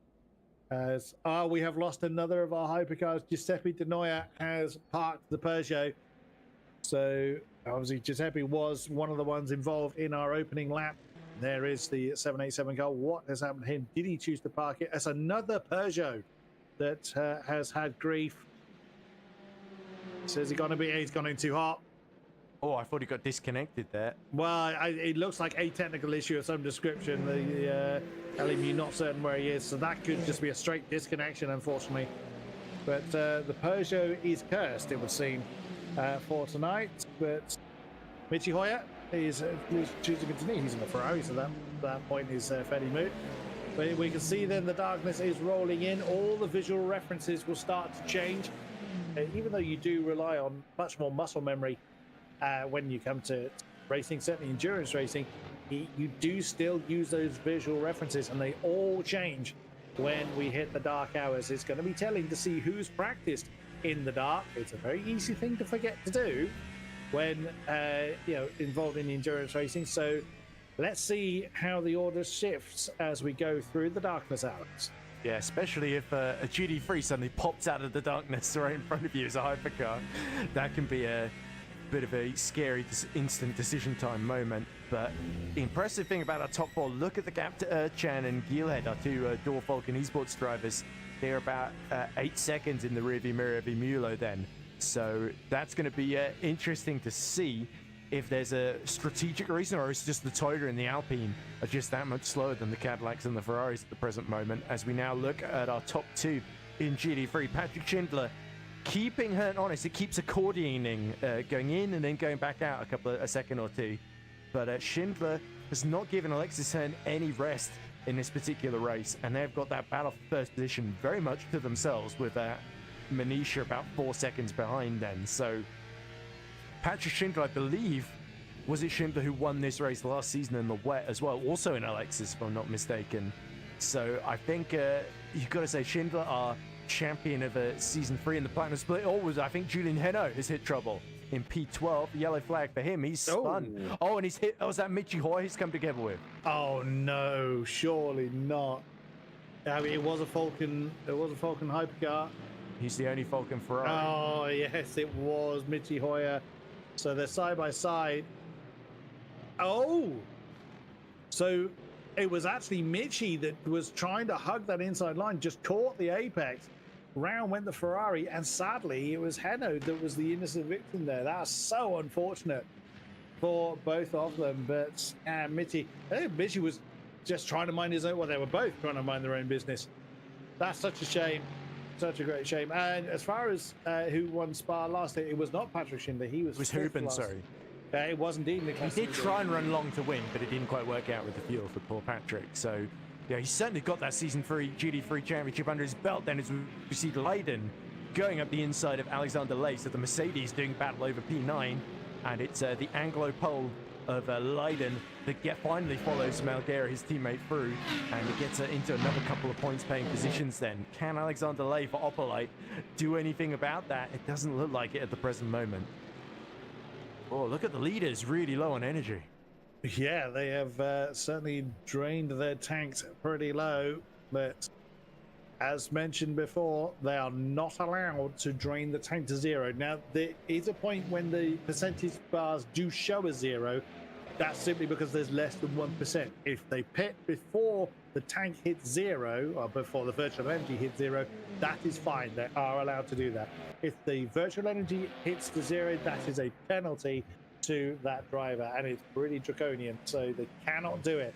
And Spa is not somewhere you want to be playing Russian roulette with a fuel tank, virtual or physical. So, but we will see. There's always those that want to try and roll the dice. As Isaac Gillison is starting to close back in on Fabio Guglieletta, that gap came out. Oh, look at that! An identical lap time to the thousandth of a second between our top two hypercars. Nicely done. Yeah, so people saying the Cadillac's slower than the Ferrari. Well, Guglieletta's doing his best to dispel that as he responds blow for blow for what Gillison's throwing at him. As always, that Johannes Price in more difficulties, having to cut the bus stop chicane there. So that means he stays down in 16th position. So he's right behind one of the ERE cars. It's the Peugeot again. It's how's he got it? Oh, he's going up the inside. Oh, and just spins it around. Luckily out of everybody's way. But yeah, that really shows from the front row. Johannes Price is not. He's got plenty of time to try and mount a comeback, but so far it is not going well. No, it was Puod, I think he tangled. Oh, yeah, it might have been Puod he tangled. Yeah, I think you're right. As we look at the replay here. Oh, that's Menard spinning it at La Source. Yeah. That's Jimmy Menard has really struggled this season. You've got to bear in mind, all of these drivers are top flight drivers. Whether you're first or last, they are all some of the best in the game. They are some of the best drivers in these classes. Well, this being the platinum split, obviously they are very, very good. But it's very easy to forget that when, like you just seen Jimmy struggles. It might be easy for some to think, oh, what's he doing in this split? Everyone is here on merit. So you got to think these are all blindingly quick drivers, but not necessarily on any one specific day. Sometimes it just doesn't go your way. Frustration adds and adds, builds and builds and builds. It becomes a never-ending kind of snowball there, as that will be Michi Hoyer coming past, as we're right on board with the Lexus, with the McLaren rather, of Ramonate. Yellow flags here. Must be somebody slow on the inside up ahead, I think. Either that or they've recovered from an incident up at Lake Arm. Oh, we're seeing a drive-through penalty for Alexandre Lay showing up on the timing screen. So Lay may have flirted with the track limits one time too many, and it's happened at Rouge and Radion. I did wonder whether we'd see it, and it's going to be there. Yeah, there it is. Yeah, just too deep on the exit of Radion. It's so easy to do because you want to be carrying as much speed as you can through Radion. Well, you want to be carrying as much speed as you can everywhere, but it's so crucial at Radion. You lose pace up there, and you carry that mistake a very long way. So that will not be the only drive-through we see. But sadly, Alexandre Lay for Oplite, the first to fall victim to the track limit. Yep, certainly in such a long race. There's plenty of time for others to make similar errors, and it's often just tiny little things. You get those two left front wheels just a little bit too wide, and it can be, or even the right wheels sometimes, and it can be a bit of a frustrating moment where the margin between avoiding a penalty and being given a drive-through, which can destroy a race, can be razor thin. Now, the interesting thing about the Virtual Energy here is that it's the two Fischer racing cars of Nash Gidashvili and Moritz Ulrich that have saved the most. They've saved about 4 to 5% more than a lot of their rivals around him. So that tells me they're both trying to do an extra lap here. Could well be. But also that's All saving... fight for the lead. Sorry to interrupt you, Chris, but here comes Gillison. He is right behind Grigoletto, who's starting to struggle in the darkness here. And the Cadillac will now have to get defensive because Gillison is looking for that second win of the season. This could very much be end up being these two fighting for the championship as well, given the points at stake here. Yeah, very, very true. Oh, there's a bit of a tighter line there from Gillison. He's just trying any line he can to overhaul Fabio Grigoletto, but the Italian not giving any quarter, not willing to just let the Ferrari by. And that is allowing Latau and Yamillo to close in on them as well. So this could become a 4-car contra line before too long if Isaac and Fabio don't resolve that particular battle. Let's see as they continue to chase on. Arda Erchan in the Toyota is about 10 seconds behind this group at the moment.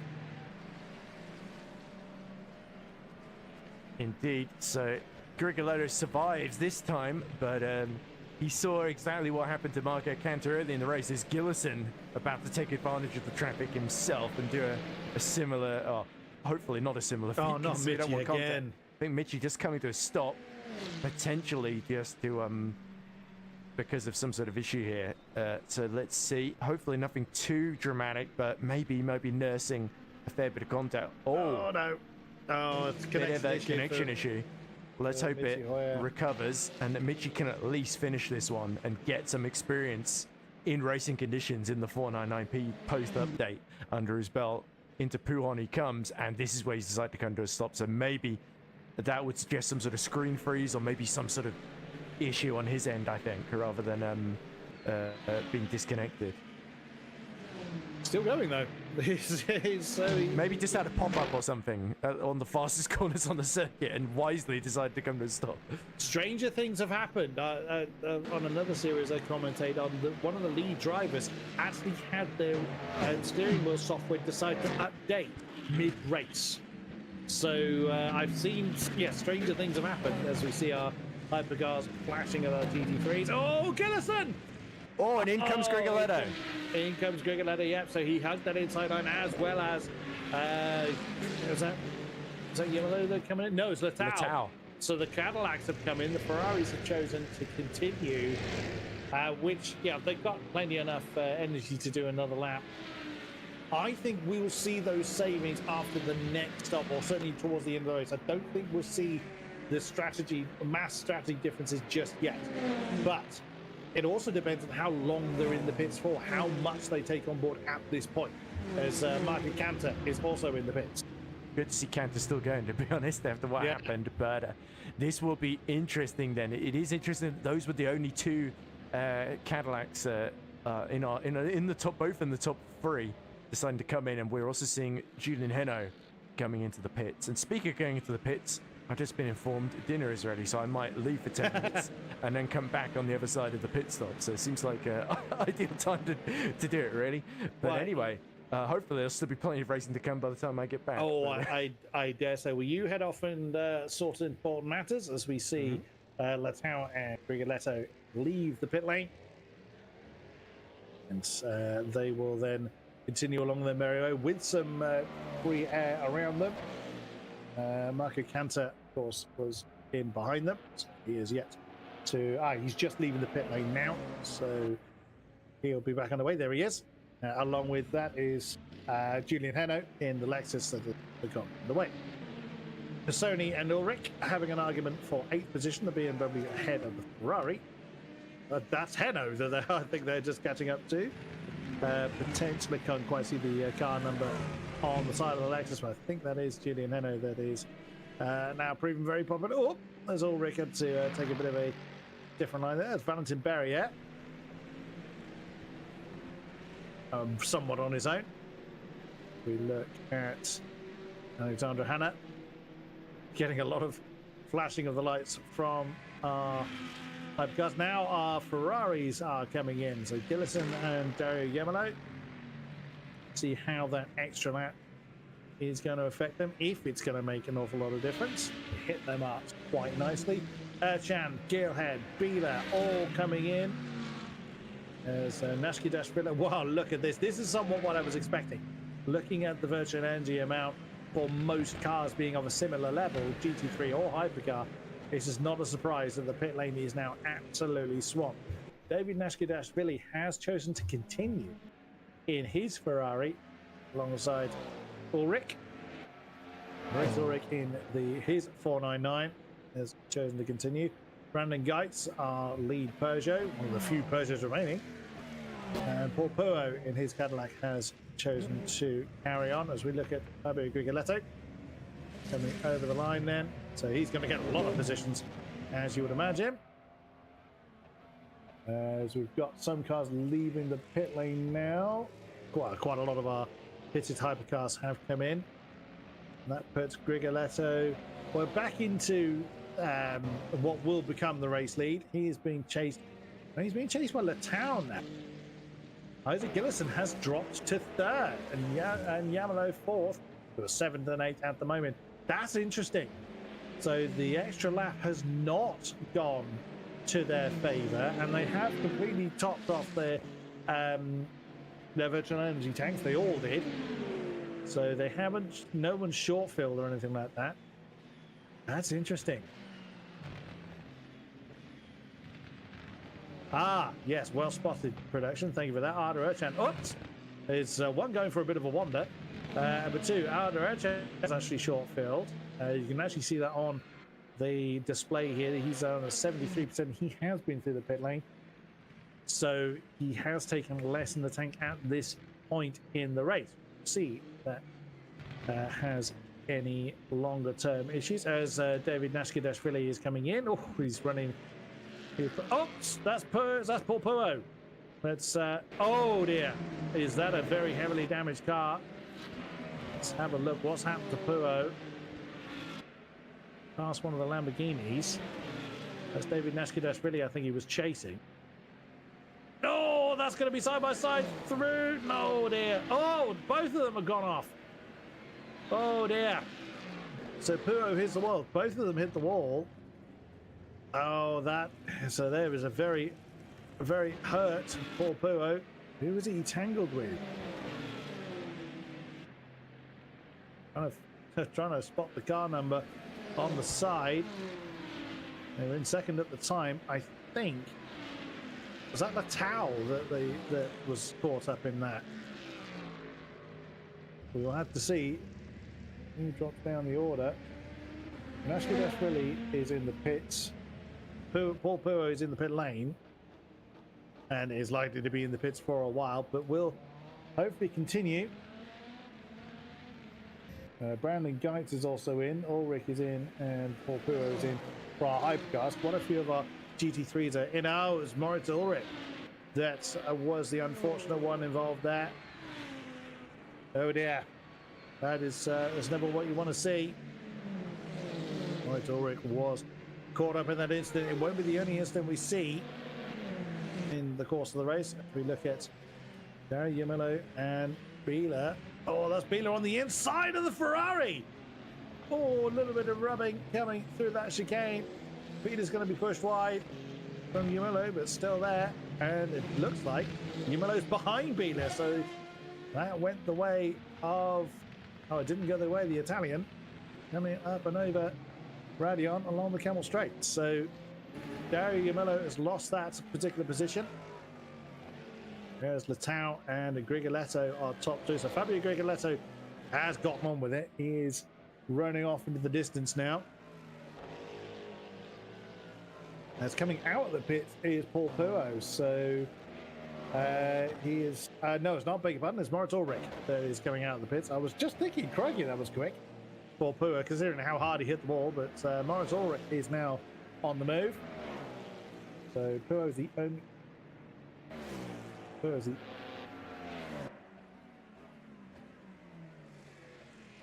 So production advising that some would have taken tires, but not everybody. So we are seeing quite a few different strategies going on potentially, because we have no idea up in the tower who does what.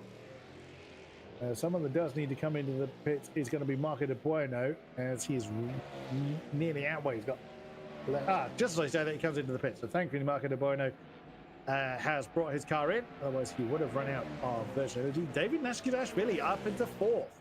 I think this is what production was kind of hinting at, that we have had a bit of a shuffle in that top order with Latau and Nashkidashvili, who were not in that podium battle before the pit stops, could well be doing a contra tire strategy here.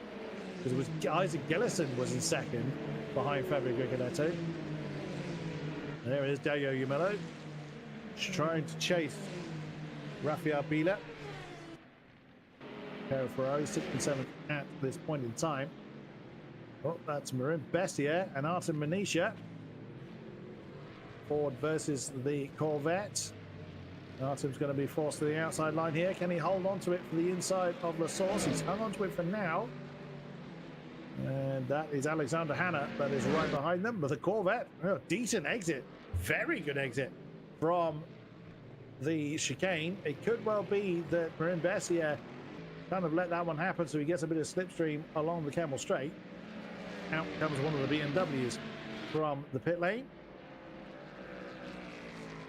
I think that will be Pisoni that has come out of the pit lane. So it was either Pisoni or Hoyer. Hoyer's in the... oh no, Moritz Ulrich, he's just been through the pit lane. What's happened to him? Oh, he's dropped it on his own. Potentially cold rear tyres. Again, it's Puon that's claimed another victim. Couldn't see from that camera angle whether Ulrich hit the wall, but that looked like he did. Very much hit the wall, that. Let's look at it again. You see, he just got a bit uncomfortable coming into Puo. Puon. I'm now gone. I knew I'd do that at some point. Paul Puo was in the race, and we're talking about Puon.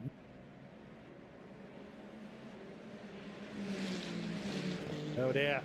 That's another retirement then. So Paul Puo has retired his car, which after an impact like that is not 100% surprising.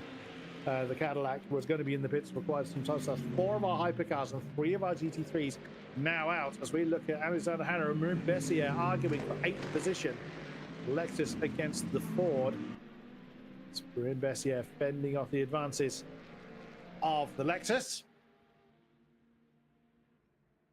As that is the view from Ulrich. They're riding on board with Alexander Hanna, 9th position.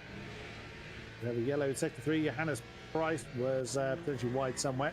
Whoops, yeah, he is wide. He is wide in that final chicane as he is coming past one of the Falcon cars. Let's see what happened to the Peugeot. Geitz and Price. We've seen these two close together before. Although Brandon Geitz have got nothing to do. Whoops! Brandon Geitz had nothing to do with that one. That was Johannes dropping that one completely on his own. The full 360 degree turn for him. Dropped him down to 14th place. Watch it again. Now he just caught that inside line a little bit too hard, the German driver. Oh, that was close. Oh, and Johannes is tripping over. Couldn't quite see who he tripped over there.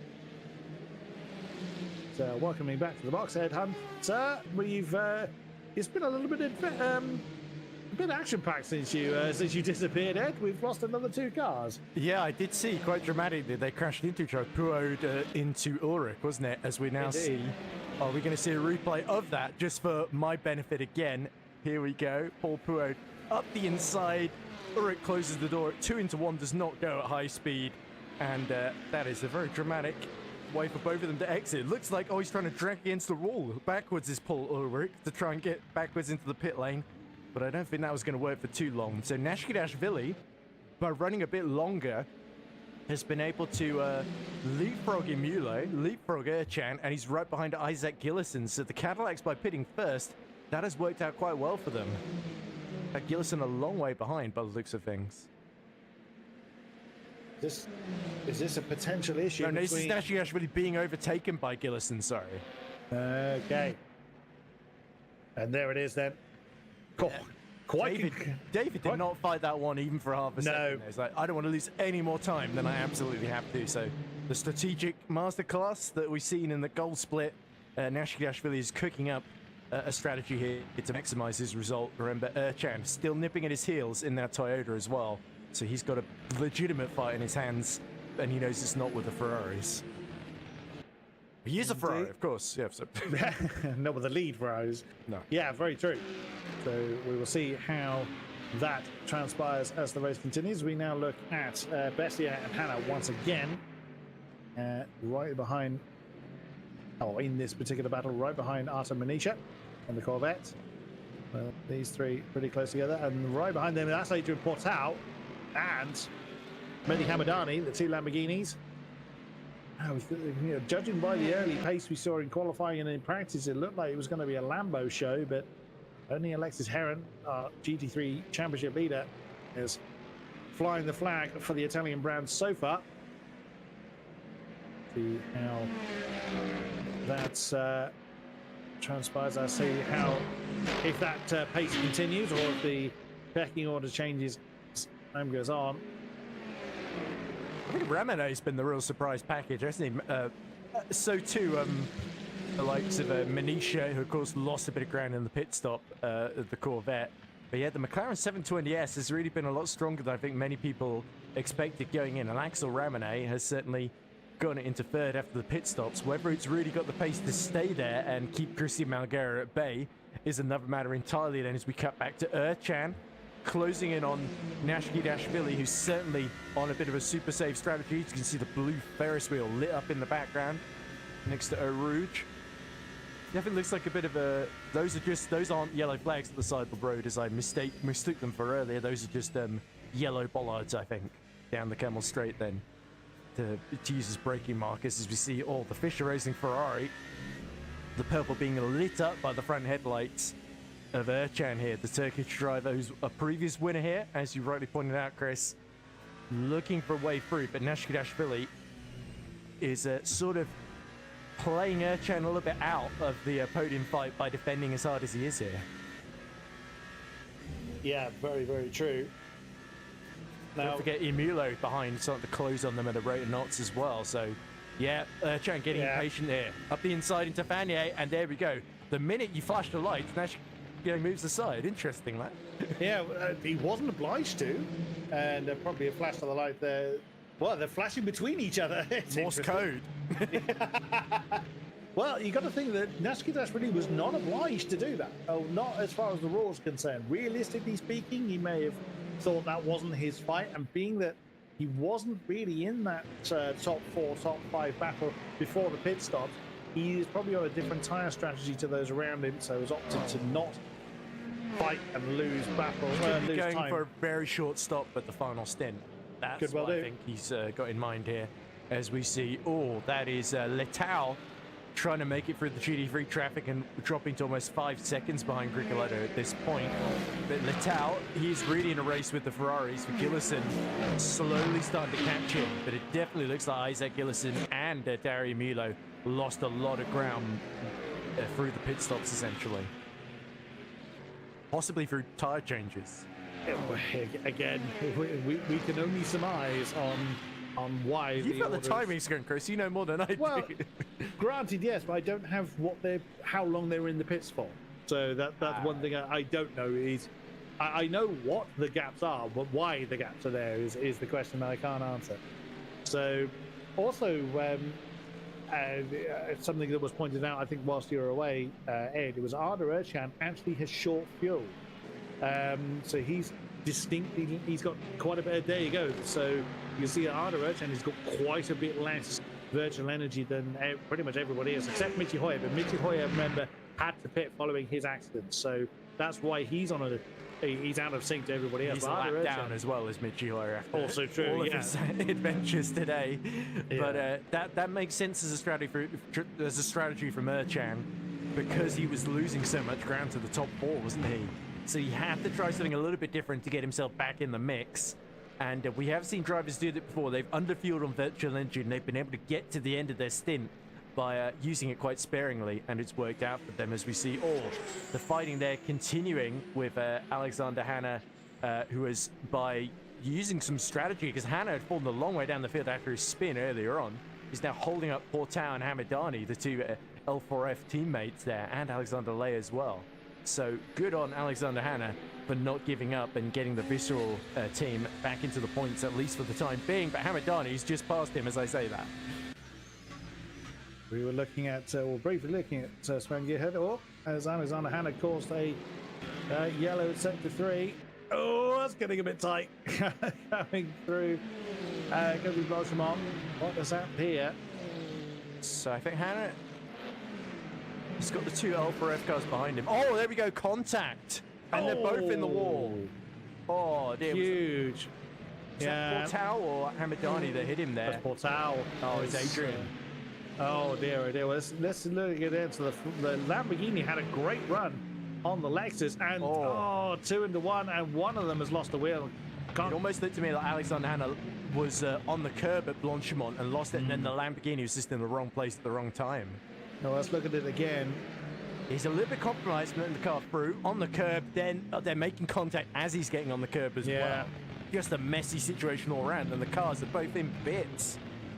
Yeah, the wheels come off the Lexus. It's the front left that's come off the Lexus, so that'll be a retirement. Yeah, and I think they both have retired from that. Well, Very costly for Hanna, because he was 5th in the championship up to that point. Yeah, so Portao's in the pit. Alexander Hanna has chosen to retire the car, so that's another of our GT3. 12 GT3s remain. I don't want to say dropping like flies, but there's a consistency. Like every 10-20 minutes we lose another one, isn't it? It seems at the moment. But yeah, it is really interesting in the hypercar fight as we look in the garage. But it is basically Ferraris versus Cadillacs, I think. Gillison has got the sort of track positions. Oh, Gillhead hits the back of Personi, who's another driver that's tried to jump him in the pits as a Lamborghini gets out of the way. But yeah, Gillhead here has got to thread through the traffic well. That's Bessier. They're just clearing, coming out of Paul Frere.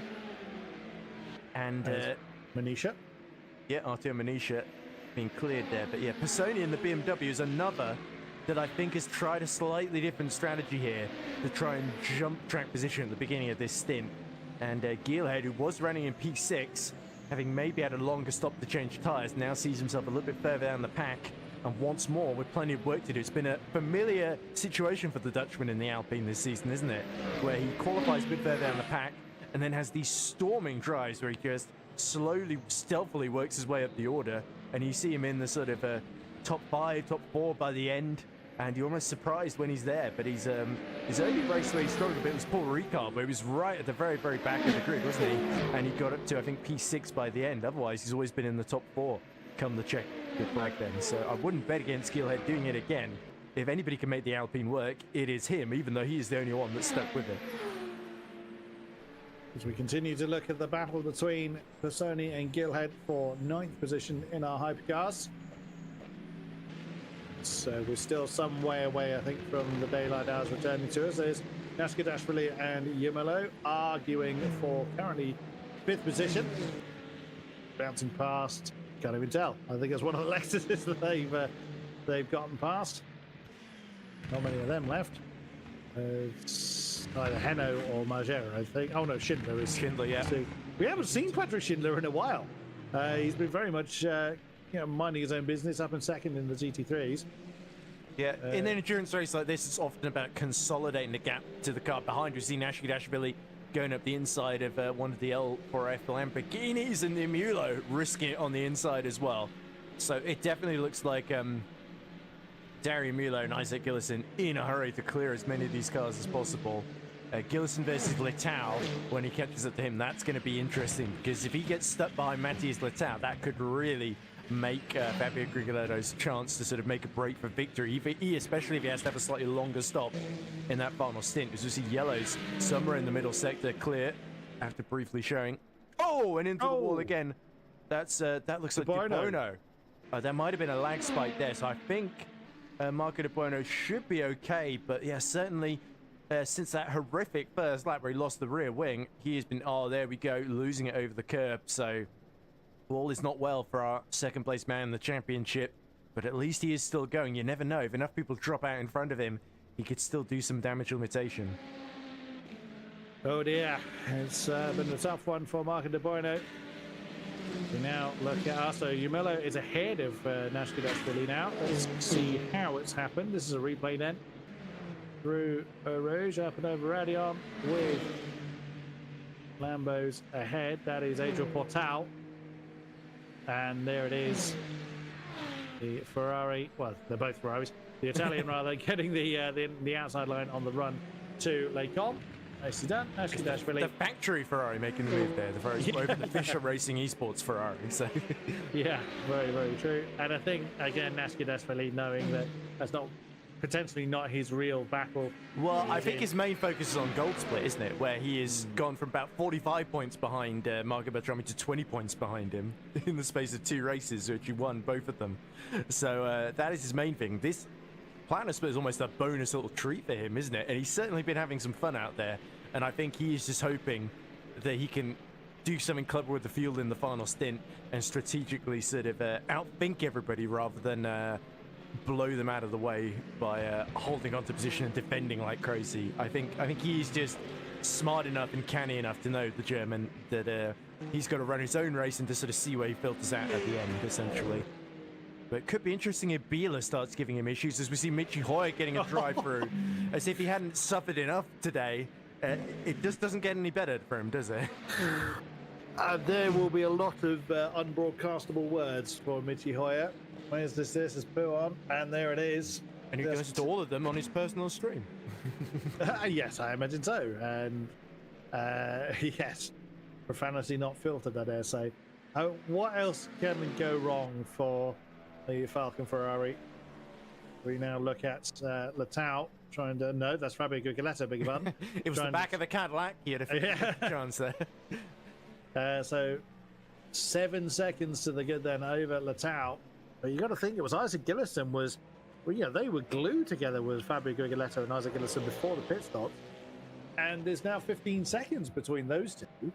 Yeah, so Gillison has gained a little bit since pitting, but is he closing quickly enough? You've got to think Grigoletto, with his experience, he is very good at getting tyres and virtual energy to last, essentially, and maintaining really solid lap times. So, yeah, Gillison is going to have to really find something here to make inroads. And as I say, he's got Letao to deal with as well. And Michi Hoyer has parked it. Not entirely a surprise. So another of our hypercars has fallen. Marco De Buono has also parked the BMW. So we are down to 14 hypercars remaining. 12 of our GT3s still going. So it's a shame for Marco De Buono. We did see that connection issue he was having. So we look at Arda Erchan, who is a couple of seconds behind Isaac Gillison. What were they last time around? Well, last lap, I think, of the top 4, top 5, Isaac Gillison was just about quicker, but we're talking, yeah, a few tenths here or there. We're not talking any kind of major pace difference in our top 5. Same amount of fuel in both cars as well, to keep in mind there. I'll tell you what's also really interesting. Thomas Leiden, about 8 tenths behind Christian Malguer in the fight for P4 in GT3. They're not far away from Axel Ramone. So the GT3 from 3rd all the way down to sort of 8th or so, they're all a little bit shuffled around. And Whitehead has fallen back from 5th to 6th as a sort of consequence behind Leiden by some seconds as well. So clearly they're worried about tyre life a bit on the Mustang. But yeah, it is interesting that the Mercedes has had a shorter stop and has been able to really keep Malguer and the Lexus under pressure here. And they're both sort of starting to slowly catch Ramone. You can just see disappearing in the foreground there in the upper light McLaren then. But yeah, this could be a really, really interesting fight to see how it develops, especially Melgar and Leiden teammates, of course. So I'll be interested to see if they decide to back off and fight a bit later on, or if they're going to just go at it no holds barred. By what we've seen so far, they're just going to go at it based on what we saw in the early laps, unless Thomas Leiden is feeling more patient this time. Well, we'll see. If he's a new teammate, so he's definitely also making an impression at Falcon. Yeah, we'll see if there's any team orders going on in the Falcon camp, as we are not far off halfway. We're only 6 minutes away from halfway in this race, so it's pretty action-packed all race long. I imagine now is when, well, you'd imagine they would have settled into a rhythm a while ago, but now that the fields are pretty much spread out, when they just get into that rhythm, if they are close to somebody, as the Falcon pair are here, then yes, they've got someone at least to focus on. It's amazingly easy to make a mistake when you are on your own. You know, we've seen it a few times in this race already, but it's surprisingly easy to do when you haven't got a point of reference. You haven't got someone to chase. You kind of zone out a little bit at the wrong time, and it's very easy to chuck it off into the wall as we ride on board with Sven Gielhed in his continued pursuit of the BMW of Leonardo Pisoni. Yeah, it definitely feels like Pisoni's starting to hold up Gielhed here, because he wouldn't have normally been behind him at this phase of the race, but because they're on different strategies here, that has allowed the BMW to get leapfrog him up the road, and this could be a real problem for Sven, especially with the likes of, you've got Simoncic and Bila, and indeed Nashkadashvili all in clear air ahead of him that he would have been fighting with, because he was right behind Erchain earlier on. So this is very, very bad for Sven. The Dutchman needs to find a way through as quickly as possible here, so he hasn't got that Tatum Esports BMW doing the job of his teammate for him by holding him up, and doing a great job for his own race as well, for that matter. Very true. So you won't want to just throw it on the inside and hope. But also, you've got to bear in mind, as has been alluded to in chat, we will be having a change of weather. Yeah, once that sun rises, the rain can't be far along. Indeed. Well, that's how we're looking at the halfway stage. Alexis Heron by 4 seconds over Patrick Schindler. So Ramone running up the top 3 in the GT3s, and Margera, Leiden, Whitehead, Hamidani, Manisha, Bessier, and Lay rounding up the top 10 of our GT3s. And our Hypercar contingent, Fabio Grigoletto, has just opened up that gap incessantly since gaining it. And Latau in second, Gillison third, Arda Erchan fourth, then a trio of Ferraris, Dario Milo, David Nashkadashvili, and Rafael Bila, 5, 6, and 7. Yannick Simoncic in 8th, Leonardo Pisoni in 9th, and Sven Gielhed chasing him in our sole Alpine place. We are looking down upon the treble 5 leading Lamborghini. Oh, flirting with the dust on the outside line there. Sven Gielhed is now no. So this is a replay then. The Dutchman has managed to get past the BMW of Leonardo Pisoni. Pisoni off. Yeah, there was a twitch then coming through the final chicane. He should have kept that out of the wall, but just lost the traction at the wrong time there. See it again. Riding on board then with Sven Gielhed. You'll see the tail just start to break away from Pisoni. And there it is. That's all it. And there, so it was. Oh, I think he might have just tapped him there after he started spinning. Yeah, I think there was a bit of impact. Not a great deal, no huge damage, but look at the gap that Sven Gielhed has opened up. Now, part of that was because Pisoni hadn't quite recovered the car in time when the pass happened. So some of that is just Sven Gielhed getting a good run through the final chicane when Pisoni had lost control. But yeah, now we'll really see if Pisoni was holding Sven Gielhed back. Yeah, persistence really paying off for Gielhed there. He'd spent about 5 or 6 laps stuck behind Pisoni, waiting for something to happen. Pisoni cracked under the pressure with one small mistake, put him in the gravel. And yeah, that was all that Sven needed there. So it really just shows sometimes if you just stay patient, don't get frustrated, then luck can be on your side. And you get rewarded for your patience, essentially, as we ride on board with Jene Simoncic, who's got through on Rafael Bila, and Bila looked like he very much stuck right to the outside there. Oh, made a mistake, and then tried to go back around the outside through Speaker's corner, which is not normally a viable move. So Biela, the Frenchman, has some interesting on-track behavior there. Yes, that's so recovering from a mistake then through Bruxelles, then tangling up with the Aston Martin. Both live to turn another day. The Frenchman New day's about to dawn any moment now. I kept looking at the sky thinking, oh, dawn's here, but that's just the color of the sky. We're not sure what the in-game time is at this moment. Catch up with that in a bit, but bearing in mind that we are just about hitting the halfway stage, daylight cannot be far away, and that means the wet stuff is not far away either. Yeah, it's almost like a matter of when rather than if at this point, isn't it? So those who have compromised their setups to deal with the rain best will be thinking, finally, when it does come, or if it does come indeed, but which does seem likely. I think the percentage chance was something like 65%, so it's a fair assumption that it is going to happen. But if it's the final 20 minutes of the race, there might be a few that stay out. That's it, isn't it? Is that we don't know when and we don't know how badly that it is going to rain. It may well just be a light sprinkling that makes very little difference. It could be an absolute deluge. We have not a clue. We don't know when it's going to happen.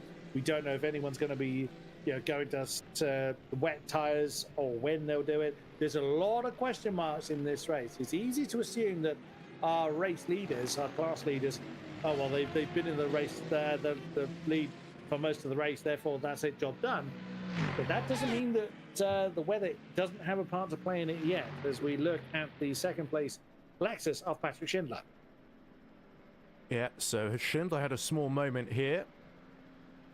Through Arnage over the curb towards Bruxelles. You see the Ardennes Forest there as he just peeks out beneath it. Oh, and it's a small connection issue for rejoining, I think. Well, he's not showing as retired, so yeah, there we go. That is him on track, so he's still circulating, still setting lap times, and still about 4 seconds behind Alexis Herndt then. So Schindler's still very much in the fight there, even though they've got that 11-second gap to Axel Ramenet. So Ramenet is very much trying to fight with the two Vulcan Esports machines behind him, isn't he? Rather than focusing on victory. But yeah, that McLaren 720, as we said, it's been the surprise package, hasn't it? And so far, Margera has not been able to make much of an impression on it. And I wonder if Thomas Lydon will be eagerly awaiting his turn and hoping that his teammate makes a mistake that lets him be the first to challenge that McLaren. But yeah, still GT3 could very much be on a knife edge. And if you remember back to the second season at Fuji, one of the last endurance races we did, that had rain late in the race as well, and it was a real toss-up because it was raining but not hard enough. It was only really in the last 20 minutes, half out, that the rain intensified, and everybody had to, who stuck it out on the dries, had to reluctant, or fresh dries indeed as well, had to switch back and make the extra stop to wet. So it could be a real conundrum, and you can't plan your strategy around the rain. You've always got to react to it, because unless you're in a race direction and have some kind of influence over it, then you are basically at the mercy of the weather gods. Yeah, very true indeed. We are still focusing on Ziani Simoncic in the Aston, just working his way past Mirin Bessiat. Mustang. Oh, there is Artem Manisha. That's one of the few cars I don't have to look up the car number of, because he's the only Corvette in there.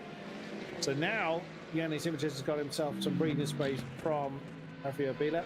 Saw that move happen a couple of laps ago. Got some time to make up ahead of him though. He's been catching Nashkidashvili, who's dropped about 5 seconds behind Yamulo since Dario got through.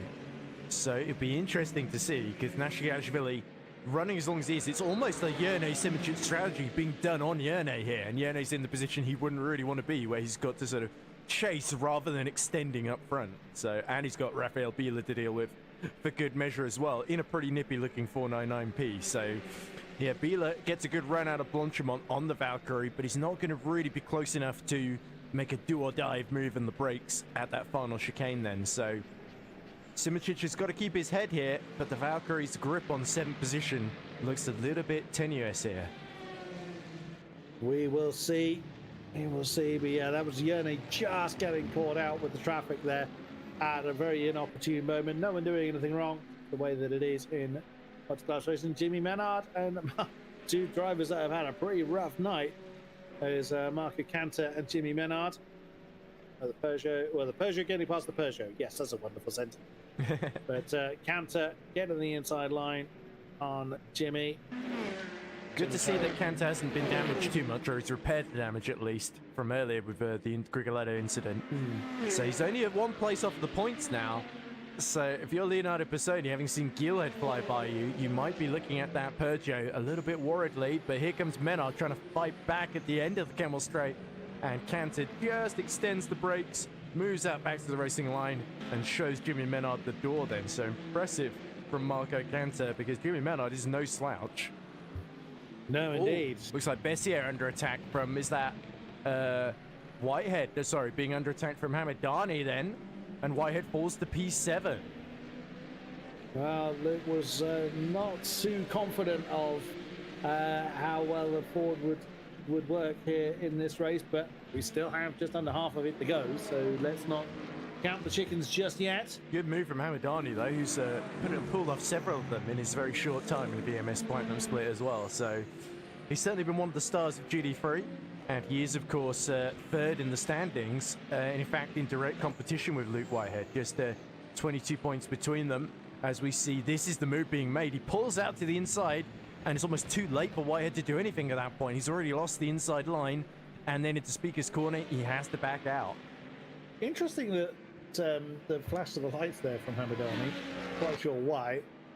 Feels Whitehead was holding him up, maybe.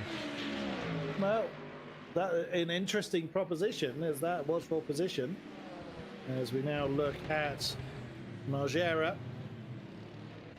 The tail, well, in a right old pack here, chasing Axel Ramone. It's like a nightclub in that Alexis. It does a bit. I've caught an overnight coach that had that same kind of blue lighting down the aisle. That yeah, it is very neon. Either that or Luke Skywalker's turned on his lightsaber somewhere. He still hasn't cleaned his rearview mirror, notice. So, yeah, I thought about that earlier on, but no. Could this be a weird angle? Because it looks like it's reflecting the roof.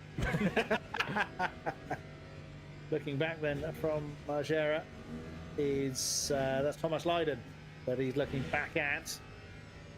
Those three still pretty close together. That is for the last spot on the podium. I was just about to say, by the way, Gillison has closed within 1.6 seconds of Letao.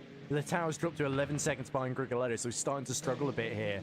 So this is a key moment in the race. Gillison has got to keep this momentum going if he wants to challenge for victory, at least on the road. What happens in the steward room is up to the stewards, effectively. So from Gillison's point of view, he wants to sort of seal the win regardless, but he has got to clear Letao. And as you're about to say, I think Erchan on very low on virtual energy. Yeah, that's because he short failed last time out. So he will be, he's got to come into the pits this time. Otherwise, he is going to hit zero and will then be facing a could be another short stint then if he's hoping it rains, Erchan. Well, could well be. We'll see what the Toyota chooses to do. There he is. So right on cue, nearly into the ball. I have seen someone block the pit lane entry at Spa before. I've seen people hit the corner and lose their front wheel in a single seater, admittedly, not a. I could believe. So, and interesting, Grigoletto is a little bit lower on energy than his pursuers. So not by a massive amount, but it could be a significant amount as the race continues. We're right on board with Isaac Gillison. It's exactly as you were saying, closing in on Letao. So that is a battle for second position now, brother. Yeah, he was half a second quicker, I think, the previous lap then. So as you see Erchan emerging from the pits behind Jimmy Menard in P12. No, behind Brandon Geit, sorry. So good to see Geit still going as well. It's the four Peugeots, all of the near the back of the field, desperately trying to at least get one of them into the points. Cantor is there at the moment, but again, he is quite low on virtual energy. So having to pit early to repair the damage has very much gone against him here. As we see into Pouhon comes Isaac Gillison. Letao. You would expect the ERE driver to be the underdog in this situation here, the Frenchman, because Gillison, so much experience with Ferrari esports, has driven in lots of different championships, not least, of course, Le Mans Ultimate. And Letao, one of our newer up-and-coming drivers, but certainly deserves his place in Platinum Split. And you were talking a bit about this earlier, Chris. There's a great progression system. So we've got drivers like Nashvili excelling in the Gold Split. Jimmy Menard, a former race winner in Gold Split as well. And then we have got drivers like Johannes Price, our Gold Split champion last season. And then we have got the odd new driver here and there. So there's obviously existing drivers tend to get priority on the entry list, but it's not a closed-up shop. If you're quick enough, you can excel in the Platinum Split. As in comes Letao, so he is actually decided to pit before Grigoletto, interestingly. Yeah, that's an interesting one. Although we did see that Isaac Gillison went longer on his previous stint, didn't seem to pay off for him. So we'll see if anything changes. And yeah, Arda Erchan's done it again. He's short fuel. He did not fill his tank. He was around about 3/4 full when he came out. So Arda Erchan is on a very different strategy to everybody else. Yeah, it could even be. It sometimes happens where there's a bit of trouble at the pit stop and they make a mistake and maybe underfuel and then just have to sort of live with it. Or I've even seen Jonas Image where he's put on the wrong tires at a stop and it's just had to try and desperately make decaying tires last a full stint, essentially. But yeah, Letao is going to come out, you would suspect, ahead of Arda Erchan here, because I don't think the undercut is that powerful that one lap is going to make the difference here, especially with the lead that Letao had over Erchan. So Letao is coming out of the pit lane now, so he has got a full tank. And Arda Erchan on the softer tires, interestingly. So and on 70%, he's going to go around the outside of Letao. It's a lot closer than I thought it was going to be. And there we go, Erchan ahead of the man who was in second place in the previous stint. Arda Erchan is throwing the dice for the weather. He's got to be. He's hoping that the rain comes soon and the rain comes hard enough to need to change tires again. So that is what I think Arda Erchan is going for. If that pays off, that's a brilliant gamble he's then executed. But if that goes wrong, he's given himself another pit stop, essentially. But only time will tell on that one, as all the Vulcan cars at the moment now. Yeah, good ad for Vulcan Esports there. Well, there's quite a few of them, in fairness. Them and Tatum Esports, two of our biggest and best teams, it must be said. A lot of those drivers have won races then, or could well win races in the future with the ability that they have shown. And Malguera here, still looking for that first podium in GT3. Ramone currently the one obstacle in his way, but we don't know exactly for sure how the strategy is going to play out after the next stop. But we should see more and more of our hypercars and then our GT3s filter into the pits then as we dip below the 1 hour remaining mark. Very true indeed. Rogera is probably fed up with staring at the back of that McLaren now. We look at another duel of Thomas Leiden with Mehdi Hamadani. Mercedes versus Lamborghini. Oops. The Lambos took a longest stop and now they finally caught up to Leiden here. That Lambo looks very, very squiggly. He doesn't look particularly comfortable coming through the final chicane. And yeah, campus. It does look a bit like it's struggling some of the dirty air behind the Mercedes here at points. Here we go. He's got a decent run as they come towards Blanchimont. He's very much got Leiden's Mercedes in his sights here, his Mehdi Hamadani. Is he about to pull another spectacular overtake? He does one flash of the lights to remind Leiden that he's there. I don't think Thomas forgot, but over the curb they go. Hamadani careful not to clatter into the back of the rear ring of that Mercedes there. But trying to pick his moment here. The best opportunity is surely going to be Kemmel Straight now that he's close enough. Should be seeing Grigoletto and Marco Cantor coming into the pits fairly soon, because they have got the least amount of virtual energy from the rest of the pack, although not by a huge amount, but it is by enough to Grigoletto carrying on. Yeah, I mean they're around about 7 or 8% respectively, so they won't be coming in yet, but they will be coming in soon compared to the rest. As Jimmy Menard is on. He's dropped it at Vanier. He has indeed. Looked like he was on his own. So That's a Peugeot again. I'm telling you, that Peugeot was good. Whoa! Now, Dear. Now, I'm not sure there was impact between himself. Was that Johannes or was that... That felt Brandon? like a replay of the Stubenrauch crash, also in a Peugeot at the same corner at Stavelo. So Menard carrying maybe a little bit too much speed, but rear lets go very early. He has one impact with the wall. Sadly, he's about to have another that takes off his rear wing. Yeah, I think, that... So he's tried to kind of... Yeah. No, We're just hearing overheated tyres for Jimmy Menard. So he came out right ahead of Brandon Geitz himself, recovering from difficulties early in the race, our Silverstone winner. Into Stavelo he goes. Yeah, that's on his own. Trying to catch a snap, and it's just a tank slapper, isn't it? Yeah, there was no impact there. Jimmy Menard trying too hard to get back up to speed. It's a long, slow crawl back to the pits for Jimmy Menard. It's not particularly long in comparison to the rest of the lap, but it feels it when you can't go at full racing speed. Now, will Jimmy Menard choose to park it, or will continue? We will see. Oh, as he rubs the wall on his way past. That's a shame. It's a great shame. Oh, this is a rerun of the Stubenrauch crash. So he also had a moment into Fanier. Yeah.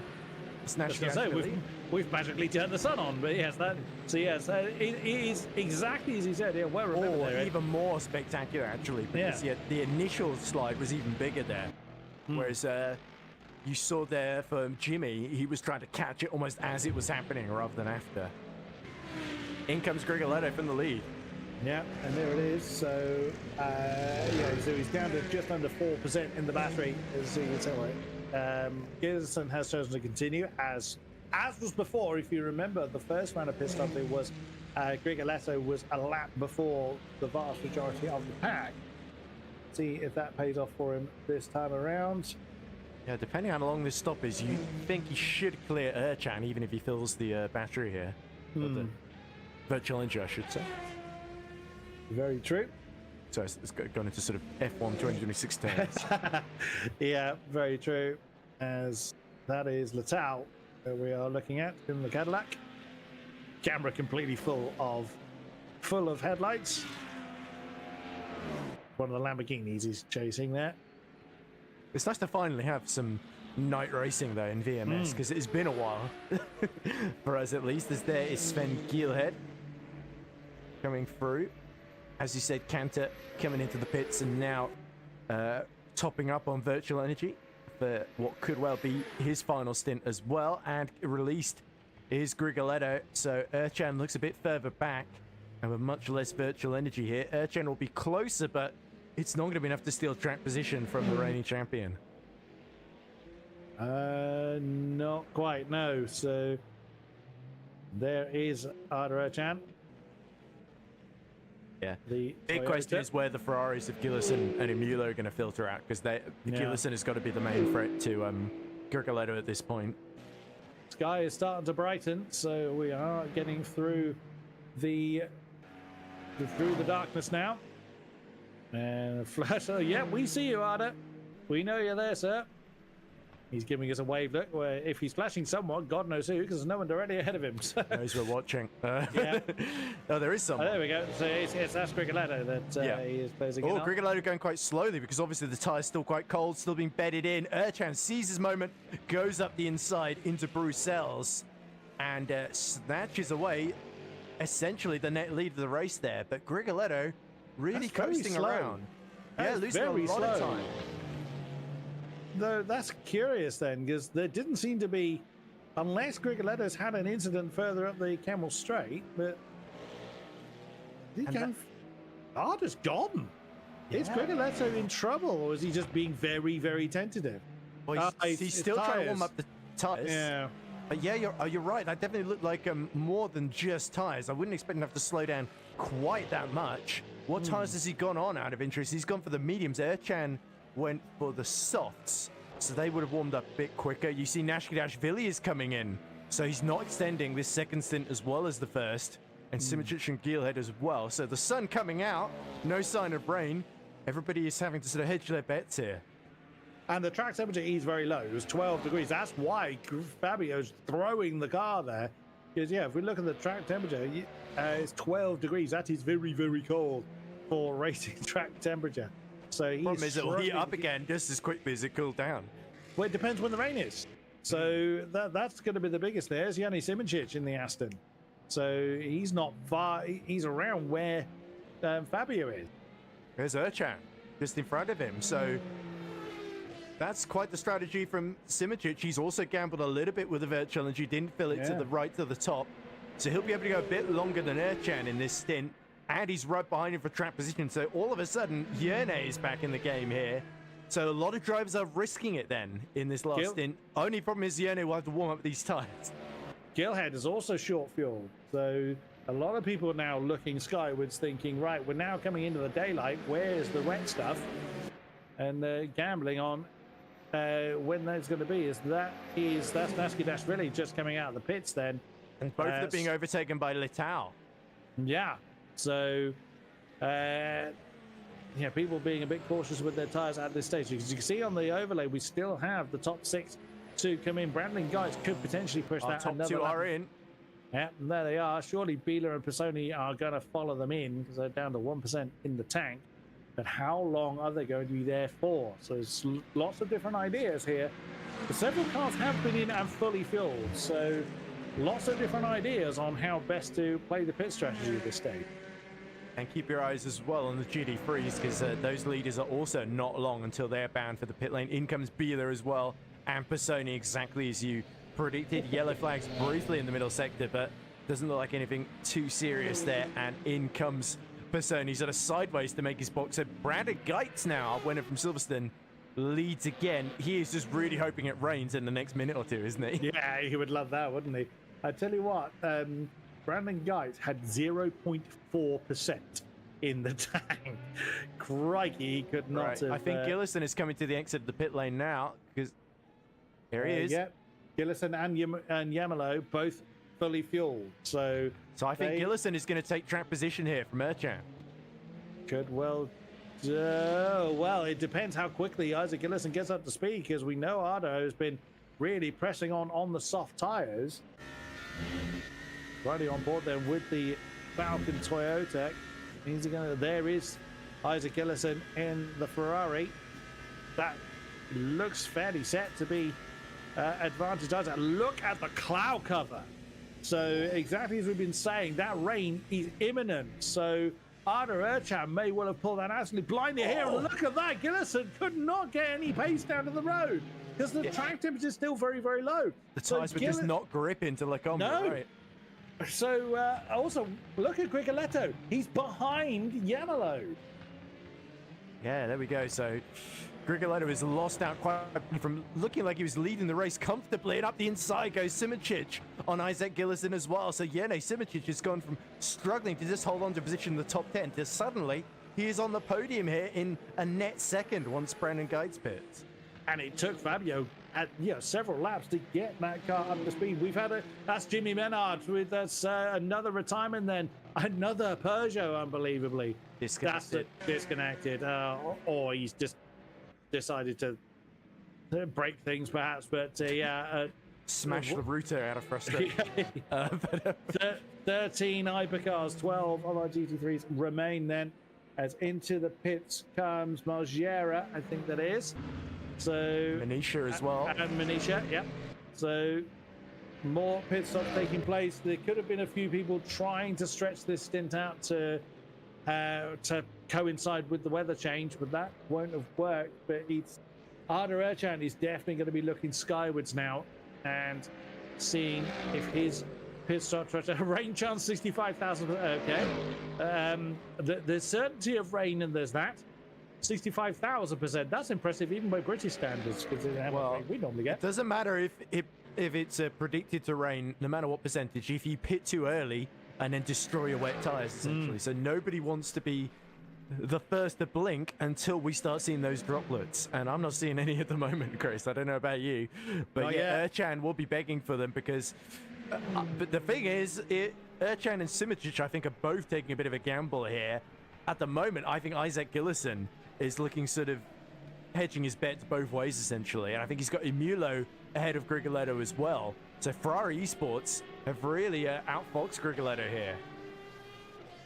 But it's going to be when the rain falls and how much it falls by. Now, we're fairly sure it's just going to be categorized as light rain, but that, yeah, there's various scales of that. We can see the sun is now, starting to cast a shadow. So we don't know when, and we don't know how badly it is going to rain. It may not rain enough, exactly as you were saying, Ed. It may not rain really enough to make the wet tires a viable option.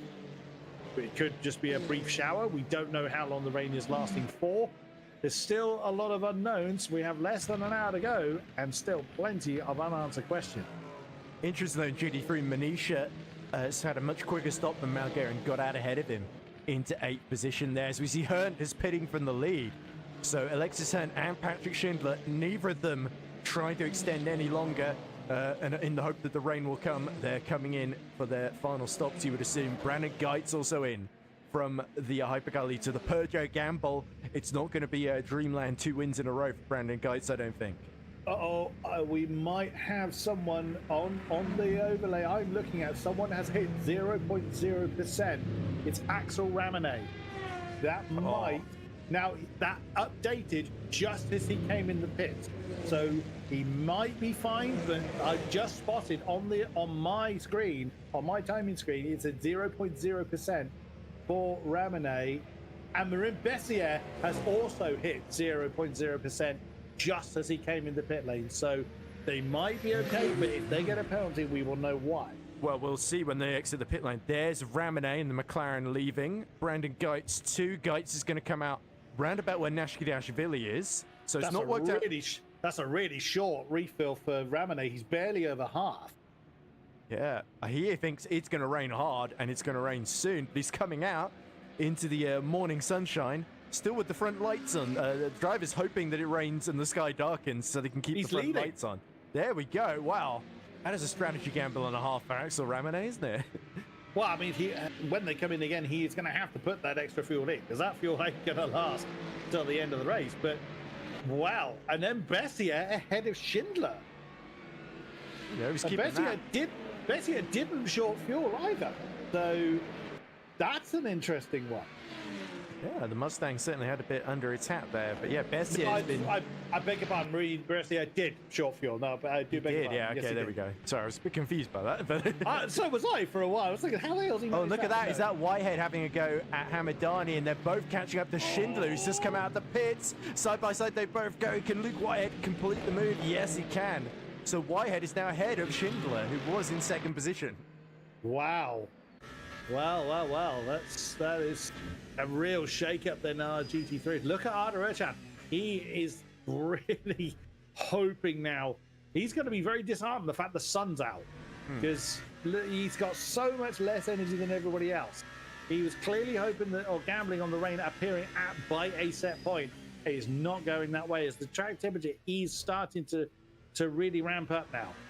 Now here's the question. If Erchan is going to have to pit for just for more virtual engine, the rain doesn't come soon enough, how much longer can Simoncic go? That's going to be the interesting one here.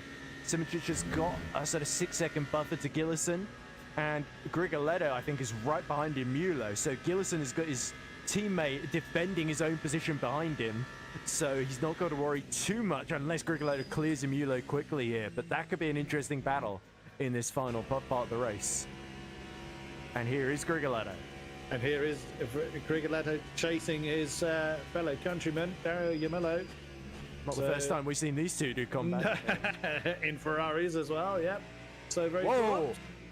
Dario probably didn't fight that an awful lot. And he's still ahead, actually. He had a bit of a moment on the curb. And Grigoletto tried to go around the outside and then found he was running out of road there. Yeah. But that looked a surefire bet then, so from Fabio, but Dario maintains that fourth position. Oh, a bit of a kick up of the dust there on the outside of No Name, or Speaker's Corner. Yeah, the danger here is you don't want to use up too much of your resources here, especially if the rain only comes right at the end for a few minutes. You're going to want to stay out on these tires as well.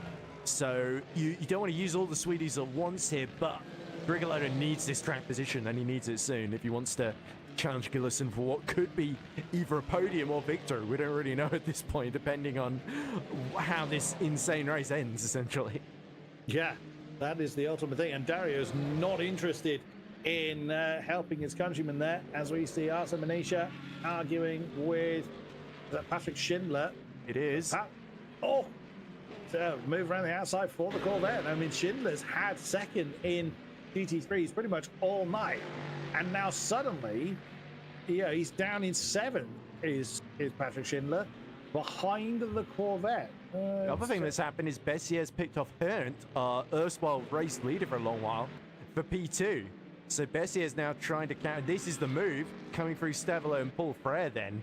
So it definitely feels that those with maybe lighter fuel loads are just absolute rocket ships in a straight line here. Yeah, no contest between these two. Yeah, Marin Bessier, he's quite a bit lighter as far as virtual energy is concerned than Alexis Herndt.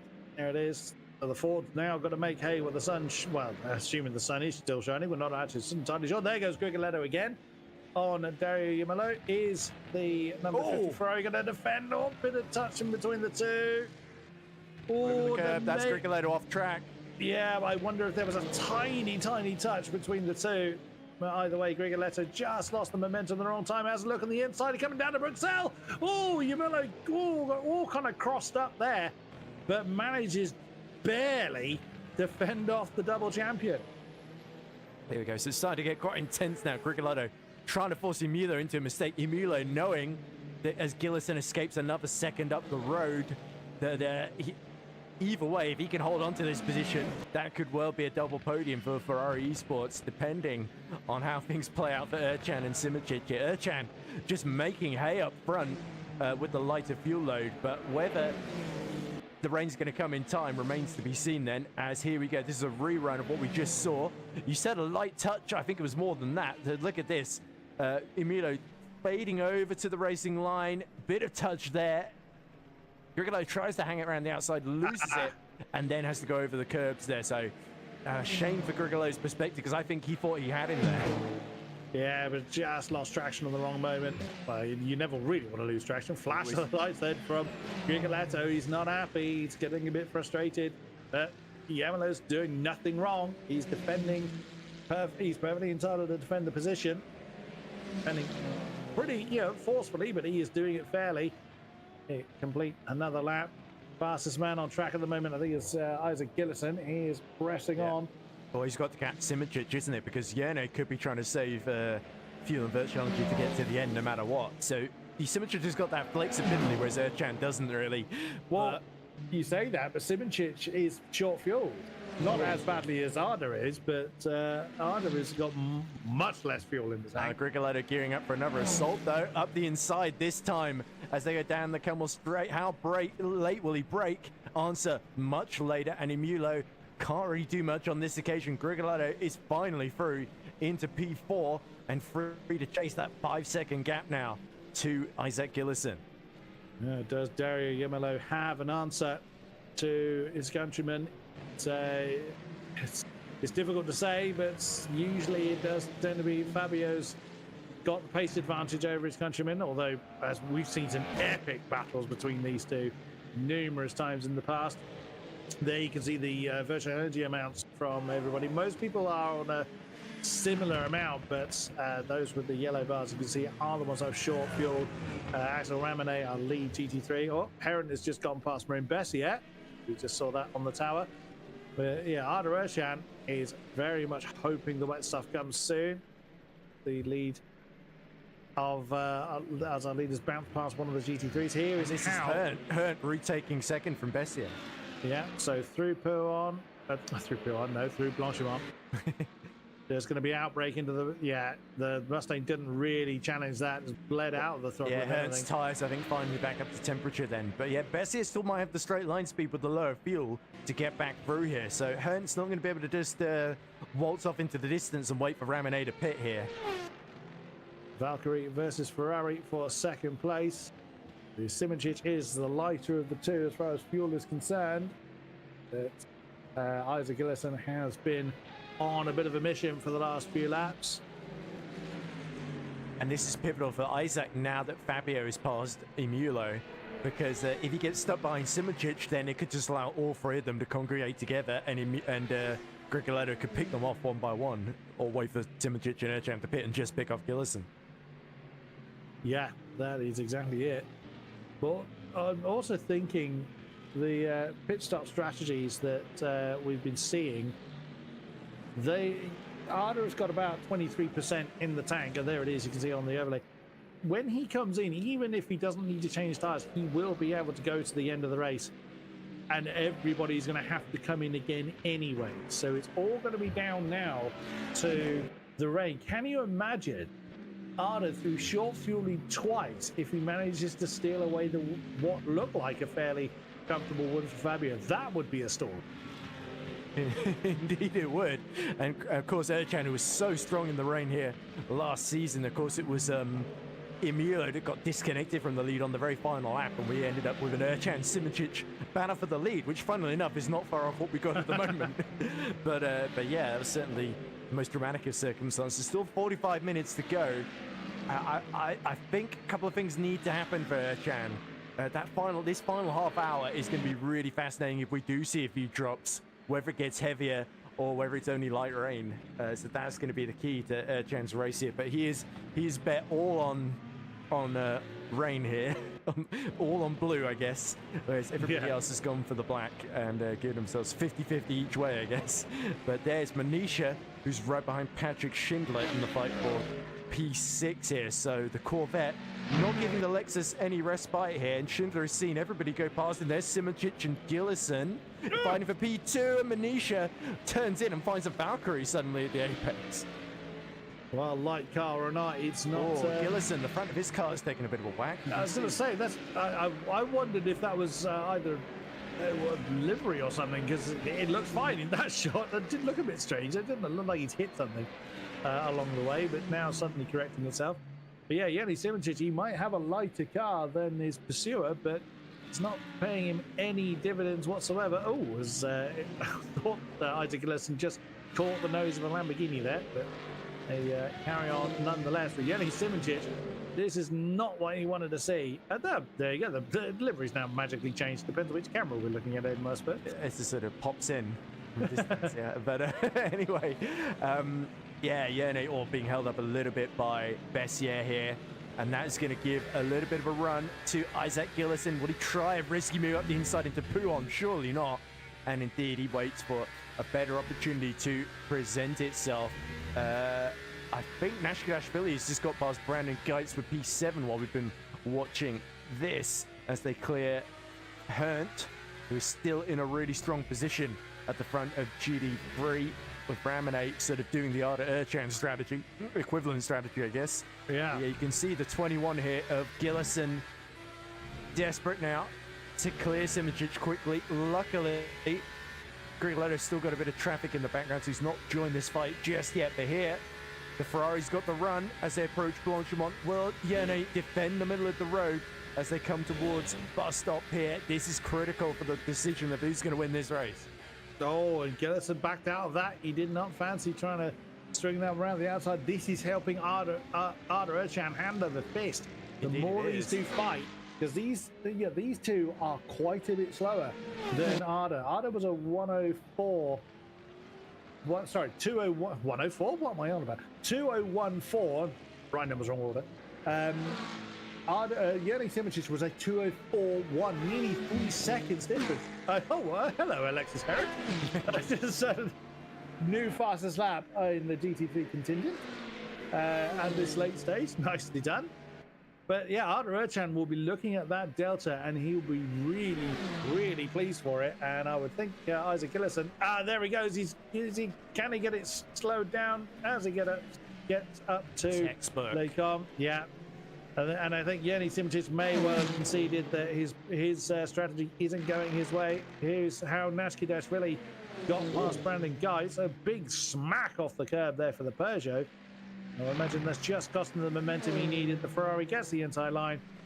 And there we go. Well before they get to the braking zone for Lake There we go. So our gold split double race winner passing our most recent platinum split race winner, as this is a replay of the fight we were just watching. Is this Manisha about to turn in on Simoncic here while fighting with Schindler? There we go, side by side. You would have seen Yerne. Oh, he just tapped Schindler. It was almost like there was nowhere to go other than off track there for poor Artyom Manisha. Yeah, very, very true indeed. We look now at the Italians riding on board with Dario Imello. Oh, he's just wandered a bit too wide, a bit too early on the gas. Or has it started to rain? I don't think it has quite. But riding on board, big one, running on board with Fabio Grigoletto. He's now chasing Yanni Simoncic. So, yeah, he's wanting to get on with it. Arda Ercan is still flying, though, a 2:01.3 for him. That's his best lap of the race so far. Probably look at Gillison's in clear air now, 2:01.3. 2:01.8. 8, there we go. A little bit slower, but still. It means that he's not being held up behind Simoncic. So, yeah, Ercan might not be able to win this one, but if he could somehow get onto the podium, that would still be a great achievement. Yeah, and the track temperature is much higher now. It was in the 12 degrees through the night. We're now up to 17 degrees. So anyone on soft tires could potentially be struggling. Well, Alexis Heron is sending fastest lap after fastest lap now. Chunks out of Ramone there. Yeah, he's absolutely on a mission getting the bull charging, heading off after the McLaren.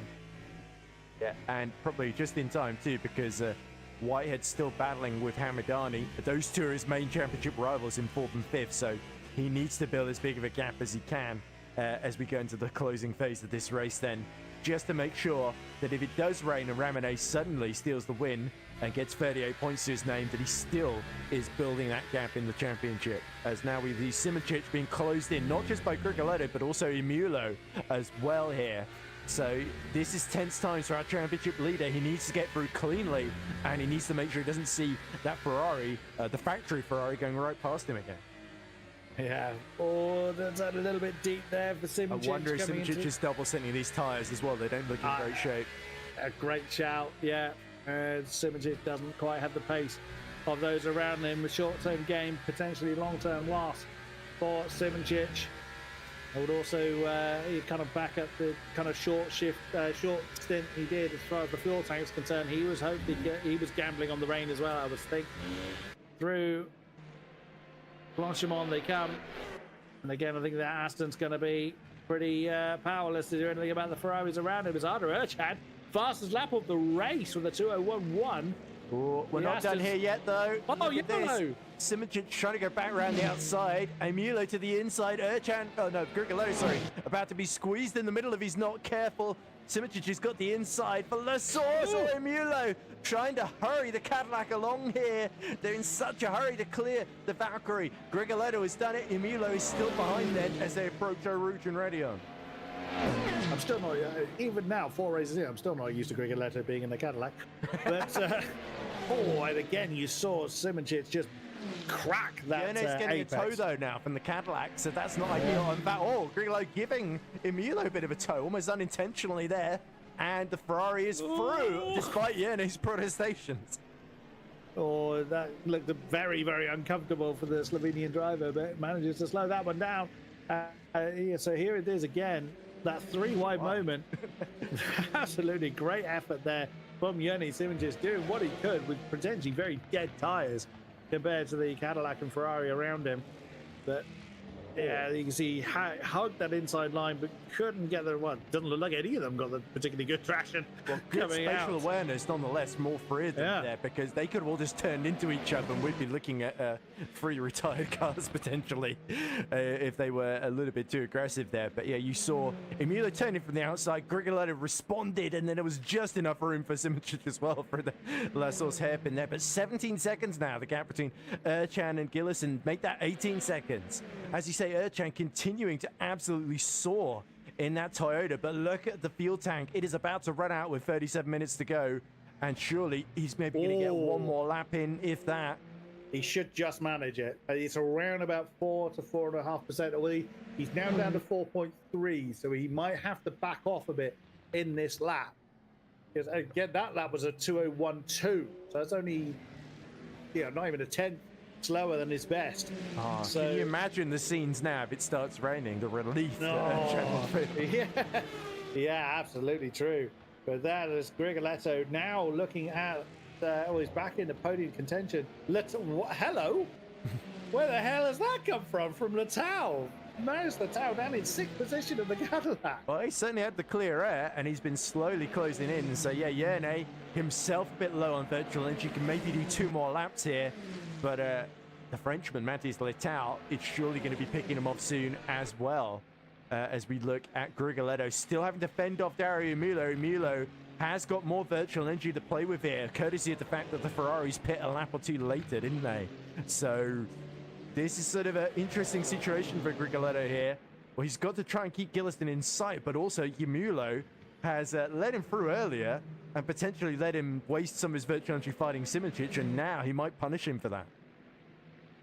Oh, this is fabulous. And Alexis Heron's still going. Still it's more than half on. That gap now, only about 3.5 seconds to Ramone. Now, they are going to have to come into the pits again at some point, but it doesn't look like any of this wet stuff fallen. Well, if it has fallen, I can't see it. So the weather has not interceded as we thought it might, unless it is going to in the remaining 35 minutes. Not impossible. We don't know. We can only set what the percentages are. And the game figures it out from there. So we'll have to see. Could be they also, the race director's notes, maybe there was like a 0.65% chance of rain, as maybe somebody moved the decimal place out of place, as in comes Ercan from the lead. Brilliant performance so far, but where is this going to put him? That's going to be the key thing here. Yes. Now, he doesn't need to fully fuel. He's only got 35 minutes of the race remaining, so he's not going to need a full fuel tank. Splash and dash. It could well be. So there goes Gilliston. Let's Gilliston through to the lead. Where will Arda Ercan reappear? Our top 5 bunched together quite close. They all passed him immediately, more or less. Letao again with the fastest lap. He's on medium tires, absolutely flying. Now I think he's a bit lighter than those around. Actually, no, not particularly. He's about he's slightly lighter than the top 3, but barely. But Matthias Letao suddenly absolutely flying. This could be quite close between Nashikashvili and Ercan. I think Nashikashvili might be about to go around the outside, because remember, Ercan, even if he gets out ahead, he's got to get up to speed, and then he's got to get the tires up to temperature. That doesn't look like raindrops. That looks like just sort of muck on the windscreen. Yeah, flies. Yeah. So through goes the Fischer racing car, and Nashikashvili into P7 then, and Ercan gets going again in P8, but he will have the freshest tires of all once he gets them up to temperature. As you say, it looks like it's a bit warmer now, 24 degrees Celsius track temperature. So yeah, Ercan could still get some great points out of this one, and if he's really lucky, he can maybe at least beat Simičić, maybe get into the top 5 here. Arda has gone for soft tires again now. The track temperature keeps going up the way it has been. I don't know if that's going to pay off for him, but we'll see. It's already up to 24. Oh. It's very close to Ramone, by the way. About a second and a half the gap now. Axel Ramone is crawling around, and I think Alexis Hearn knows that McLaren is a sitting duck ahead of him. Axel Ramone is on much. Hasn't got much left in the battery. There's the McLaren, so almost certainly on a different tire strategy. Yeah, 2 seconds a lap difference between the Lamborghini and the McLaren. Last good on him for going for it, because he could have maybe settled into like 3rd or 4th if he went for the conventional strategy, but he's going for the win, and that shows you just how much Opelite Sim Racing are prepared to just roll the dice and put their faith in Axel Ramone's Grigoletto now. It's a Cadillac's trading fastest laps, isn't it? As Grigoletto, of course, second on the road, needs to throw everything at trying to steal lead from Gilliston. Up the inside of Simičić goes Matthias Letao into La Source. That was a very, very incisive move. Wasn't waiting around for that one. No, indeed. And Latao's been challenging that fastest lap for the last few. This is how it happened. Simičić just hasn't got enough left in the tyres to challenge. He's been doing the 204s lap times for quite a number of laps now, whereas the rest of the field are ending with 201s and 202s. Aston Martin is losing time hand over fist. And Jene Simičić has got the lightest tank of all of our remaining hypercars. He is going to have to come in next, if not the time after that. So he's got to see the pit lane fairly soon. And there is our GT3 leaders. So Alexis Heron has been absolutely decimating that gap to the offline McLaren. So unless Ramonet's been taking it easy, which he'll know if he is or isn't, it's going to be telling. Now, if Ramonet has been taking it easy and now he's going to try and get on with it, he'll defend this position. If he's been driving as flat out as he can, I would imagine that he's probably just going to let Alexis Heron through. But we will see. I'm not sure he's got much choice with the pace he's got. I don't think he does either. Around. So is this a case of try and hold on as long as you can and hope that the rain appears? I think they're on a losing battle. He's committed to this strategy now. He can't back out. That's the problem. Because if he does, and he pits now, and it starts raining, then he's going to look a bit silly. That's the thing, is that the sky looks too light, really, for rain. Yeah, not enough dark clouds. So this could be very, very late in the day then, this rain, if it does indeed come. If at all, yeah. So Ramonet is definitely going to be seeing the pit lane very, very soon, along with Simoncic, along with Gilhead as well. Hammer in Bessier, and also Heno, who we haven't seen very much of. Yeah, Whitehead could be interesting. He's definitely gambled a bit here too. And he's sort of on a halfway house between both strategies, as I think. This looks like Herndt getting very, very close. He's about to go down into Bruxelles. Simoncic pits, but Ramonet, has gone a little bit wide. Will that give an opportunity to Alexis Herndt? Not quite yet. Ramonet's heading to the pits anyway, so Herndt doesn't need to make the pass, but just for that little bit of honor, just for a little bit of fun, why not make an insane move up the inside into Pouhon, and Alexis Herndt agrees with me. Here he comes up the inside, nothing that a Ramonet can do to stop him, and our championship leader back into the lead with half an hour left to go. Yeah, this is fantastic. We see the Aston Martin of Yanni Simoncic up on the jazz. Wow, he's taken a fair amount of fuel on, considering there's less. It's 60. I thought it said 88%. It's 68%. No, that's I need to go down to Specsavers. So new tyres been put on that Valkyrie, we're hearing, and that stop has dropped him outside of the points down to 13th then. So Yene has basically gone from being just inside the top 10, fighting for the podium, and now he's down to 13th. So that really shows you the strategy gamble when you put all your cards on it raining. That can happen sometimes, and he didn't really have the pace that Erchan did. So they're two drivers, wildly different pace but similar strategy. This really shows you the both sides of the same coin, essentially. As this is Schindler now has regained a bit of pace. He's right behind Mehdi Hamadani in the fight for P4 here. He's going up the inside into bus stop. The Lexus takes that fourth position, or does it? Hamadani's still going to be on the inside. Makes a bit of contact there. Schindler wasn't quite clear, so the battle will continue on the run into La Source. As you see in the background, Gillison has got Grigoletto all over the back of him in the fight for the lead here with 28 minutes left to go. And look, Mulo's right with them too. They do not need this battle going on right in front of them. The top three after 2 hours are right with one another. What's Schindler doing? Oh! And free goes Grigoletto. That was Gillison, but that was just unlucky, really, from all of them. So Gillison caught that one really, really well. He went for a gap that was closing. The GT3, I don't really think did anything wrong. So it was just very, very unlucky. Let's look at it again. So Grigoletto in second position in the number one car. You see, that's when Gillison commits to the line, and then the GT3s are minding their own business. It wasn't Schindler, sorry, it was Hamadani that he hit there. Yeah, just caught the nose of the Lamborghini. And Mulo doing well to thread the needle as well and get through into P2 there. Yeah, so as Gillison was recovering from that, Yumuno almost tangles with the former race leader. What's happened to Adrian Portal? Could well have handed Grigoletto victory then as we look at Adrian Portal. Oh no. Lost it very early, but avoids the wall. Now has to sort of awkwardly correct it. Luckily, there's not a wall right where that green patch of AstroTurf is. The Portal's still going. Nobody else there as well. Exactly. Portal, I think, is well outside the points now in P12 then, so it's going to be difficult for him to really do much, the Frenchman. Yeah. So, Fabio Grigoletto, championship leader, back up into the top spot by a distance of around 2.5 seconds as he runs past. Is that Ramonet? Yes, that's Ramonet in the McLaren, the former GT3 leader. Look at that, 2.5 seconds as well between him. Ramonet is running on fumes right now. So surely he is pit lane bound at the end of this lap or even the next one at best, I think. Yeah, it's got to be this one. He's about 1.5 1.2% on the last update. So it's got to come in. And there he comes, yeah. So as a Ramley throwing the dice, but the gamble not paying off for him this time.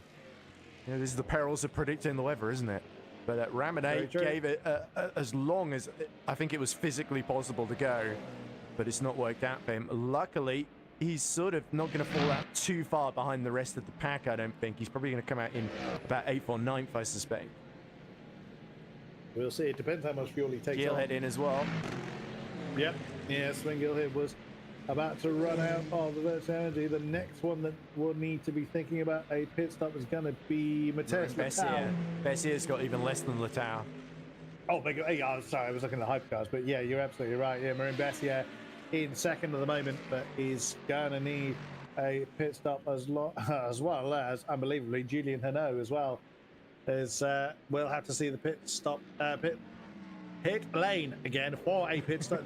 There's words in there. Form a sentence with them. Yeah, be my guest. And look at Schindler, 1.2 seconds quicker than Bessier at the previous lap here. Marin, our reigning GT3 champion, is really starting to struggle as there is Portal being lapped, I believe.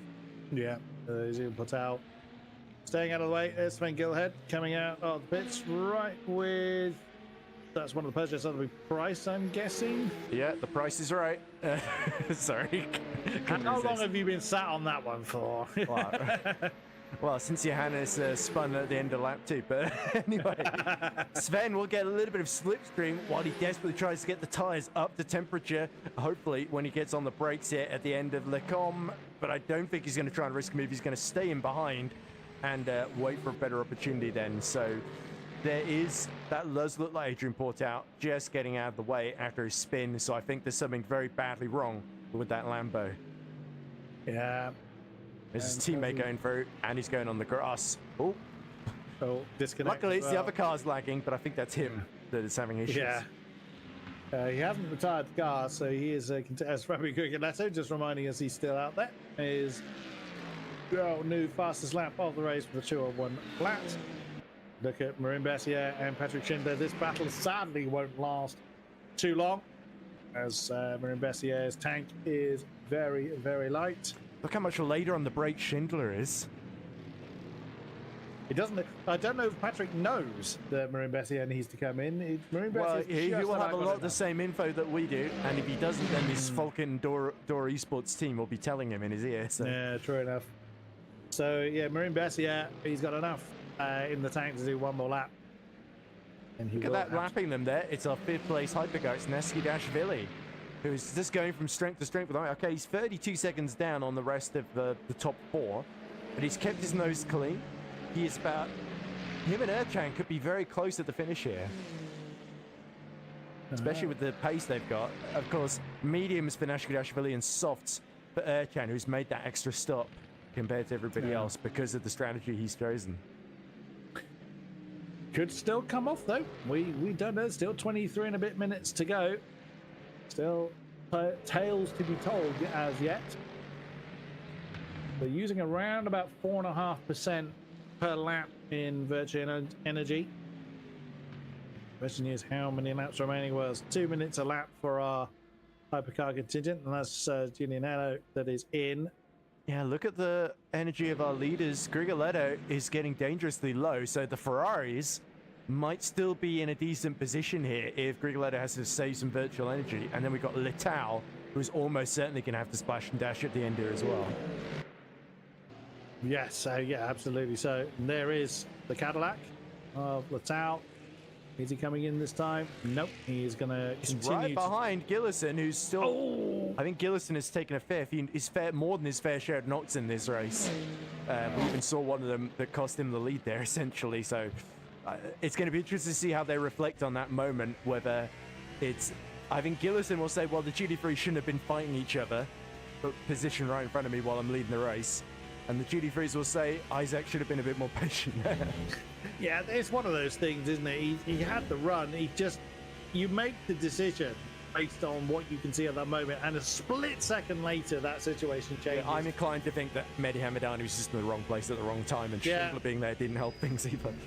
Just, unfortunate set of circumstances there. Fabio Grigoletto's just set purple sector 1. He's absolutely gunning it. He's not Just gonna let the timer tick Does down. that mean he knows he's got a splash and dash though? Exactly what I'm just thinking. I think he's realised that he ain't going to make it to the end, so he's now going to push as hard as he can. Marin Bessier is now in the pits, in the Ford.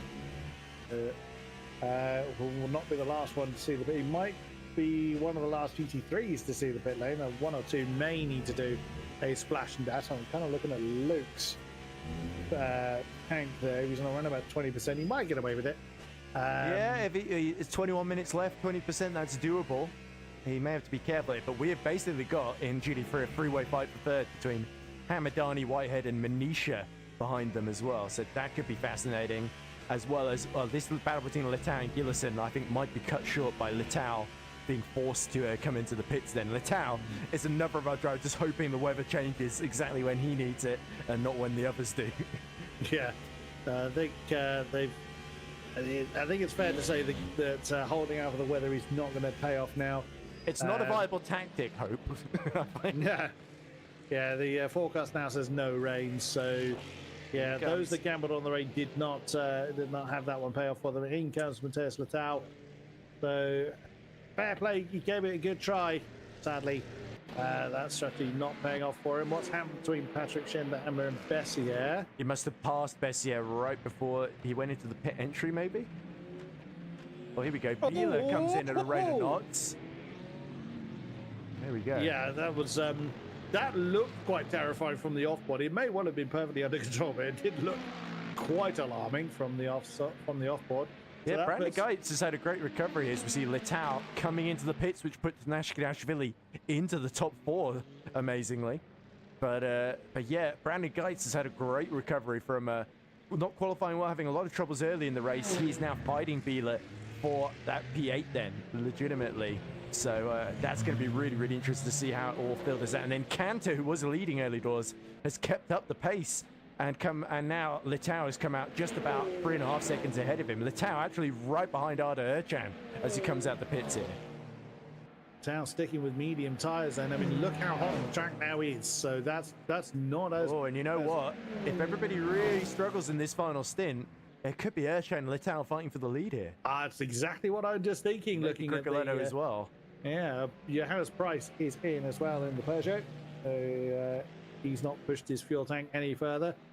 It could well end up, you know, that Arda Ercan and Matheus Letao arguing for that top spot.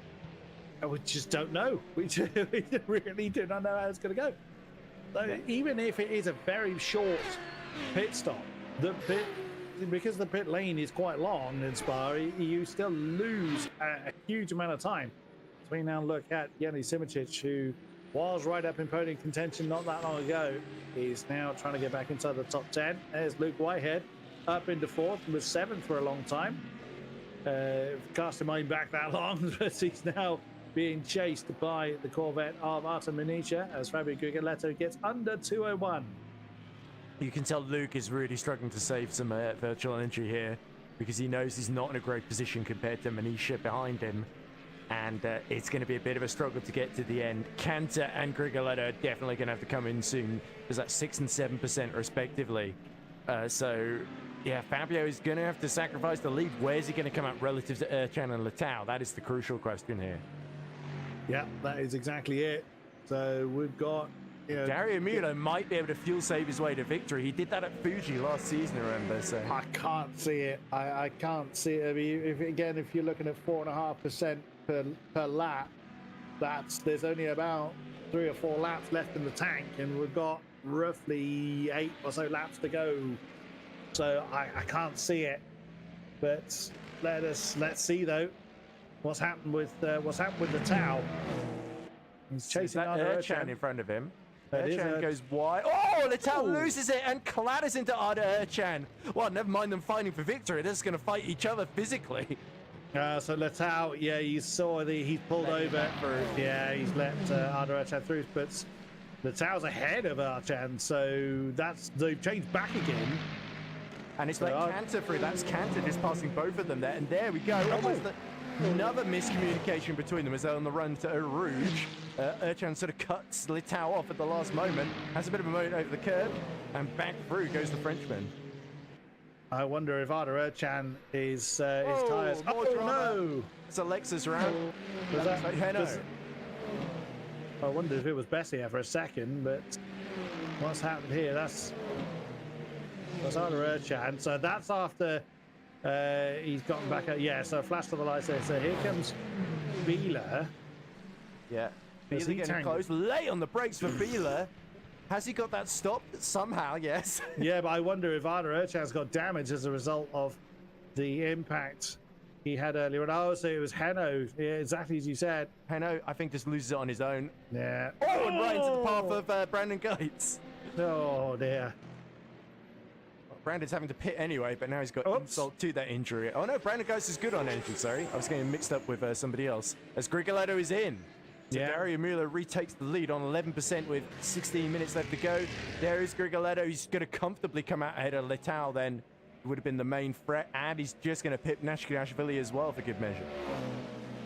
Well, we'll now not know where Arda would have been with that incident that he had. That's such a shame. So that puts Grigoletto right back in the mixture then for the overall race win. If my earlier prediction that those around him have got to pit again. Nashkashvili's only got a couple of laps left. Arda he's in the pits again. So that could well be for damage on his car. What's happened? This is Pisoni. Tim just minding his own business in the BMW. Arda oh, what might have been for him? He's parked it. Oh no, Arda has retired. So clearly damage to the Toyota. This Cantor coming into serve. His final stop, he's come out P11 behind these two. So Simitric starting to catch Gilhead, having pitted a bit later than him. So Yerne now on the attack and back in the points with 15 minutes left to go. So there's every chance he can salvage something from this race. Interestingly, oh, here we go. Move into Lecom and no defense whatsoever offered from Sven Gilhead there. I think he knows fighting that Valkyrie would have been a losing battle there. But looking at GT3, you would think everybody should be okay to get to the end, but Hearn could well be a bit marginal here, and Whitehead is going to be the most marginal of all on 7%, I think. He's got to be sort of saving about 2% per lap here. He may even have to let Manisha through. That's going to be painful for Luke Whitehead. Yeah, he's going to... there's no way he's going to keep that Corvette behind. We have to see how far behind Margera is. There he is. You can see him in the background. Yeah, he's only about 5.5 seconds back. So this is going to get a bit painful for Luke Whitehead. Nashkashvili from P4. So that's going to promote Letal back into the top four. And Yumilo and Gillison will have to see the pit lane again, I would think. So, and along with Beeler, and I would think Pisoni as well. There he is, Nashkashvili. 67 car. Yeah. Not going to be a long stop, but it'll be long enough to drop him out of the podium spots down to 7th now. And away he goes. Here comes Leonardo Pisoni, who's himself a bit out of sequence because he's only got 7% left. So it's going to be quite a struggle to get to the end on that in the last 13 minutes. There might be one or two, especially in GT3, that gamble on being lapped at the right moment here, not having to do an extra lap essentially. On board I think that was probably what Luke Whitehead had in mind. Maybe, yeah. He's only got 4% in the tank, so... Well, he's going to have to pit, surely. He's got to come in this time. He will not have... Oops, someone's building some sandcastles up there. Yeah, Alexander Lay in P8 also looking a bit marginal too on that. Was that 9%? Yeah, 9% for Alexander Lay in the Merc. That's a pit stop. The others that are in the teens might just get away with it. Certainly Alexis Heron is... I think Alexis has got time in hand to be able to back off and give himself that time. There comes Luke Whitehead. And he's followed by the race leader, I think. It's Gillison coming in, sorry. I was Gillison there, so Milo's done another lap. Gillison has decided it's not going to rain, let's give up. Yeah, well, Milo just fell out. He's going to be very, very marginal. Is Yumelo. He might just get away with it, but Fabio Grigoletto back in command then. 12 odd minutes to go. Get some back up on the jacks apparently. Back down bouncing again. Up and down. Yeah, it's like a trampoline in that pit lane. Oh, And lapping the 81, that must be Alexander Late, that Rigoletto just clears there. And crucially, he also clears Gillison, who comes out right behind Luke Whitehead. Oh, that's Biela, I think, coming in. I think you're right there. Looked like a Ferrari, so it must be Rafael Biela. But Biela's still on for what would be his best result here, I think, considering he's yet to score any points this season. And Pisoni will need to come in as well. Dario Yamillo is going to be looking at his fuel tank, hoping that his calculations are right. Yep, there is Leonardo Pisoni, the BMW. Fabio Guglielmetto is going to take over the Hypercar lead with 11.5 minutes remaining of this race. Yeah, the one really gambling is Brandon Geitz, 17%, and what an amazing recovery he has had from 8th on the grid, dropped well out of the points in the early phases, and he's the only one who's been able to get the Peugeot to behave. So our Silverstone winner showing his class once more, and he could well sneak a top 5 here, but Nashvili is definitely going to be coming for him in the final. Stint! Oh my goodness me! Dario Mulo, cat-like reflexes, allows him to survive that. He's heading to the pits anyway, didn't need to risk it, but he did it anyway, because I guess that just shows you the way Dario Mulo thinks, that any gap, he's got to go for it. And sure enough, into the pits he goes immediately. Clench much? Goodness me. Nearly took both of those duty frees out if it wasn't careful. Yeah, that was a big mess waiting to happen. So 0.4% in the tank for Dario Yamillo. He timed that one to perfection as he is up on the jacks then. So Grigoletto is going to take the lead back over. Isaac Gillison is about 13 seconds behind him. So it should be comparatively comfortable. There goes Dario. Have the yellow in sector 2.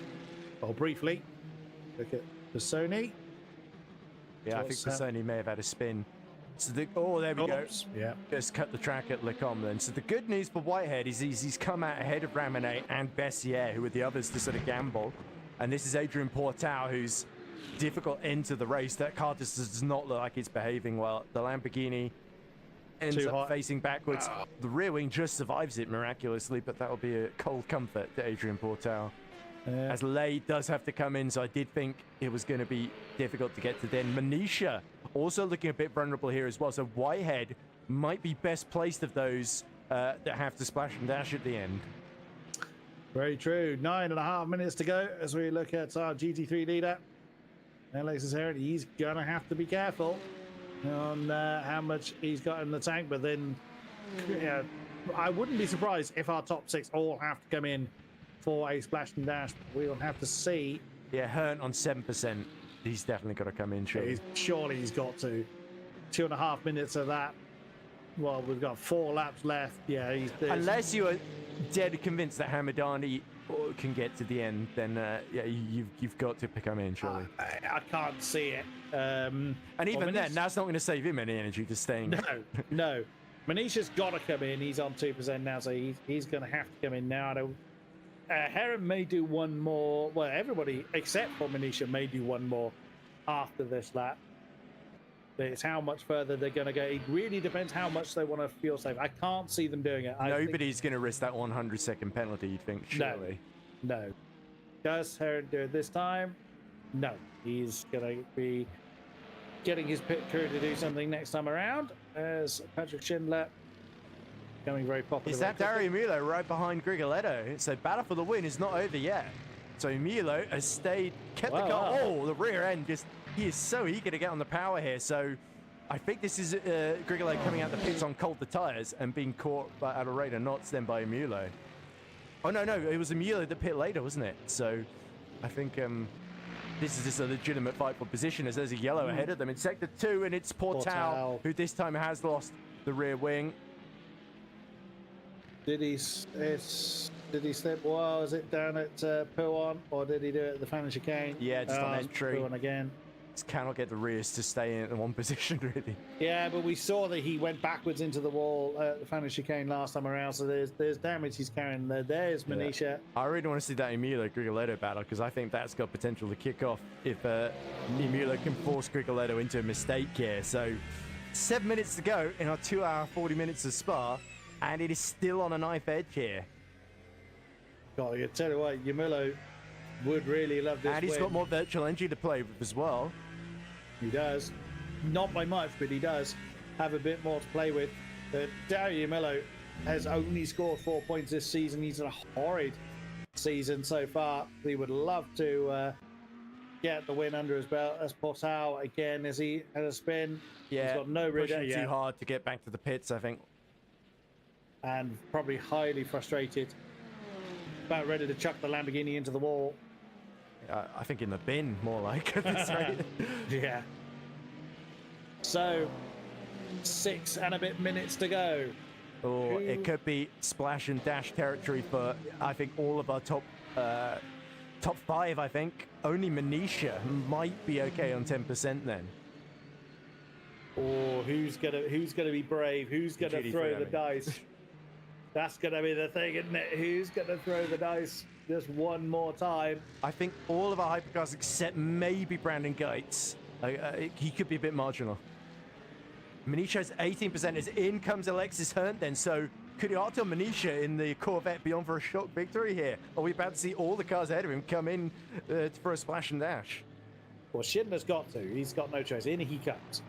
Hamadani. Surely he has to. If he really wants to, he could go another lap, but that won't get him to the air. Well, he's going to go for it. He is going to go for it. Hamadani is going on again. Majera's got no choice. Yeah, Majera's got no choice. That is true. Leiden. Comes Herndt. Herndt might still come out in the lead here. You know, Manisha might be too far back. Schindler's in, Majera's in. Unless Hamadani can do something here, yeah. So, yeah. Leiden stays out, but he's not going to be able to jump Herndt. Or if there were one lap less, then yeah, Hamadani could have stolen it. But this is dicing with disaster here. If they go over the that limit, then it's curtains for both Leiden and Hamadani here. Yeah. Manisha's also staying out, but he's the only one that might be able to. Majera, but comes out now. In 5th. There's Manisha, 6th. and Whitehead is about 3 seconds behind him. So Luke might have a chance while he's getting up to temperature, but it's going to be probably a disappointing P7 for Whitehead, who's still got Ramone right behind him as well. So he's holding on well, but it's going to be a case of what could have been for Luke Whitehead with the strategy gamble there. If anything, he was one of the ones hoping it would rain, I think. Yeah, that's it, isn't it? That's what a lot of people have banked on. So, yeah, 2 hours, 40 minutes racing, and people are pitting with 5 minutes to go. That's got to be absolutely gutting. Yeah, mind you, I think Brandon Geitz might well be coasting around. He's got 13 seconds to Nashkashvili, so he should be able to get to the end, as this looks like Grigoletto starting what should be the penultimate lap then with 4 minutes left to go on the clock. Oh, they might get a third one in, you know. I was just saying that's 3 laps worth, and those that unless he slows down deliberately, yeah. Well, he can't. He's got Yamato right behind him. 2 seconds, yeah. No choice. Oh, dear. That's going to upset someone. That is going to upset someone. Oh, Mehdi Hamadani is going to be like, oh, Grigoletto went too fast and cost me a chance of winning. But how I think dare you? there's always going to be marginal. In comes Brandon Geitz. He knows it's not worth the risk. Yeah. So that is going to allow Nashkashvili, Simic, and Gielhead through. Maybe Bieler as well. Where is Hamadani? He's on 0.4%. There he is. He should just behind Simic on the road. Yep. And where is Leiden? Here goes Herndt, then Herndt retakes the lead. Yeah. 3 minutes to go then. So, yeah, it's certainly been not ideal not having track position at Alexis Herndt, but now surely he has done everything he needs to win this race. Well, 3 minutes to go. Tomasz Leiden comes into the pits as well. He just hit 0 on the time descriptor. He was in the pit when that happened, so he should be okay with that. There is Fabio Grigoletto still with Dario Yamello in hot pursuit, but a couple of seconds between them. Oh, this. So I think we've still got some fuel drama potentially. Yeah, Geitz has come out just ahead of Gielhead actually in P7, I believe. So that's very, very close indeed. Gielhead, of course, still in the championship hunt in 3rd going into this race. Needs every point he can get. That P6 would be gold dust for him right now. But Brandon Geitz, who he's right behind him in the championship too, stands in his way. Could Grigoletto be our first double winner in our hypercar class? Only a point between these two, actually, in the fight for P3. Yeah, that is very true.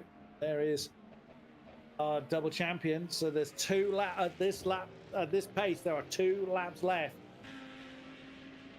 Yeah. Again, that's really close. It's going to be marginal. It's going to be marginal, but I wonder if Grigoletto can't flat out both of those laps.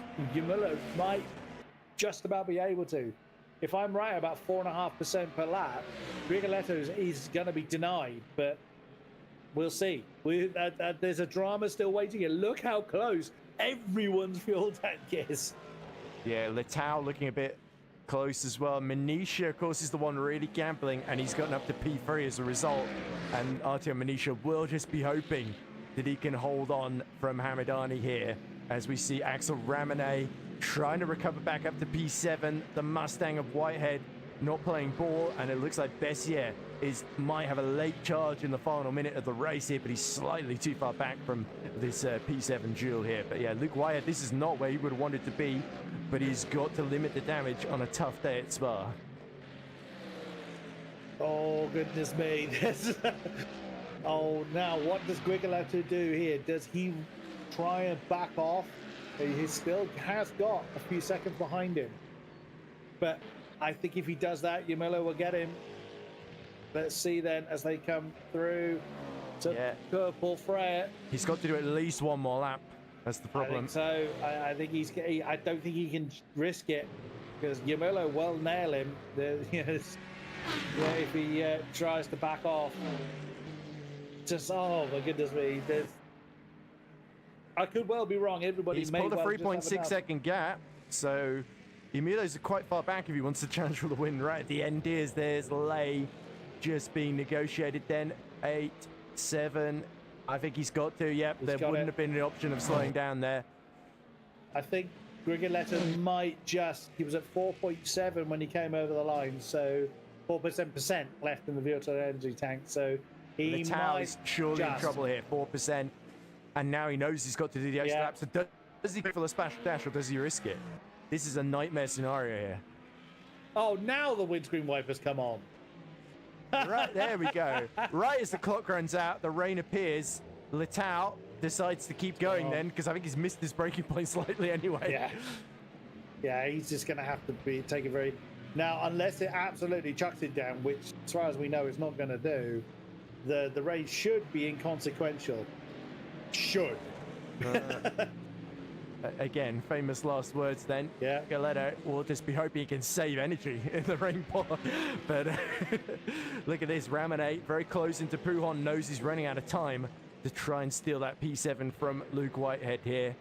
But there is Grigoletto. Pulled a 6-second gap on Emulo. I think Emulo knows he may as well play it safe and hope Grigoletto just runs out. Pushing too hard into Vanier. Ramone looking for the outside. Bessier closing in as well. And Luke Whitehead is fighting against everything here to try and hold on to P7, and he's just got to do it for one more lap, I think. Is that Grigoletto in the background? He might lap them before they finish the race then. We will see as Axel Ramone tries to get the inside of curve. Paul Frey on the Mustang can't get it done. As right behind them, Sven Gilhead. Oh, they've got to leave room for Grigoletto here. This could get messy. Grigoletto, I beg your pardon. There is our race leader. They'll probably be these GT3s will be quite glad to see our race leader. Oh no, he's backed out of it! Oh dear, and here comes Ramone to the outside of Whitehead. He's got the inside for bus stop there. But here comes Fabio Grigoletto, his second win of the season, and it's going to put the championship leader well out of reach of his rivals. The GT3s all slow down in front of him. Manisha coming to a dead halt there. Oh, and that wasn't the final lap. Malguera and Manisha, I think, just got behind Grigoletto in time there. So Manisha falls from P3 to P9. Oh, goodness me. Did he run out of virtual energy? Because that was so close there. But there we go. They're crawling around. Oh, my goodness. I don't think Leiden and Ramone made it. Well, Majera, Manisha, and Leia are deemed to have finished the race. So Leiden's showing 0% on my end. Oh. Leiden? Yeah, that's what I'm looking at on the timing screen. But here we go. Nashkadashvili, oh! Gets the tower right at the end there. My goodness. Leiden is on 0.4 and Ramone is on 0.8. They're going to have to absolutely crawl. Oh, God, it could be Monday morning by the time they finish. I think they're going to have to accept Where's it. Alexis Herndt then? As we see Bieler take his first points in P9. Cantor's going to take the final point in P10. Yeah, I can't. There's no way they can crawl without using any virtual energy, I would have thought. They'd still be classified ahead, you would think. I think they might not get the extra finishing point they might do. But here comes Alexis Herndt then. Well, exemplary drive from the championship leader, and this is going to be a really decisive day that sees him pull well clear of Whitehead. Yeah, faultless drive there. Well driven from Alexis Herndt. I did see Nashkidashvili came up as 0% on my tiny new screen. It was him and Letau were both really close. As there we go. Herndt takes victory in the 2 hours, 40 minutes of Spa, and Schindler will take second in GT3. And there we go. Thomas Leiden showing us 0. Is that it then? So he might even get disqualified. That will promote Ram. Is Ramone still got a bit in there somewhere? Ramone has got 0.4%. That's why they're crawling. Okay, well, if he can overtake where Leiden was when Leiden got disqualified, he might take that P6 then. But yeah, P7 is almost certainly going to go to Malgera here. Well, the thing is, it kind of depends, because it depends. On my timing screen, it says 0 for Leiden and 0.4 for Ramone. Bessier has not crossed the line. He's on 0.4 as well. Now. So Bessier. Oh, there we go. So, yeah. Bessier has just crossed the line. So I think Leiden is out of fuel. Oh. Well, if you wanted an energy consumption race, you've got it. And the rain continuing to splash down. What a miserable end for poor Thomas Leiden. Is he really going to try and crawl back at 50 kilometers an hour? AKA snail's pace. Yeah. Well, he's going to try. I think the engine is out. You do need to keep it running at a certain temperature to actually work. God, we could be here a while, as I said. Maybe we could get the results and then do the interviews. I was going to say, we would have finished the interviews. Ramone's doing the same thing, to be fair. Yeah. So.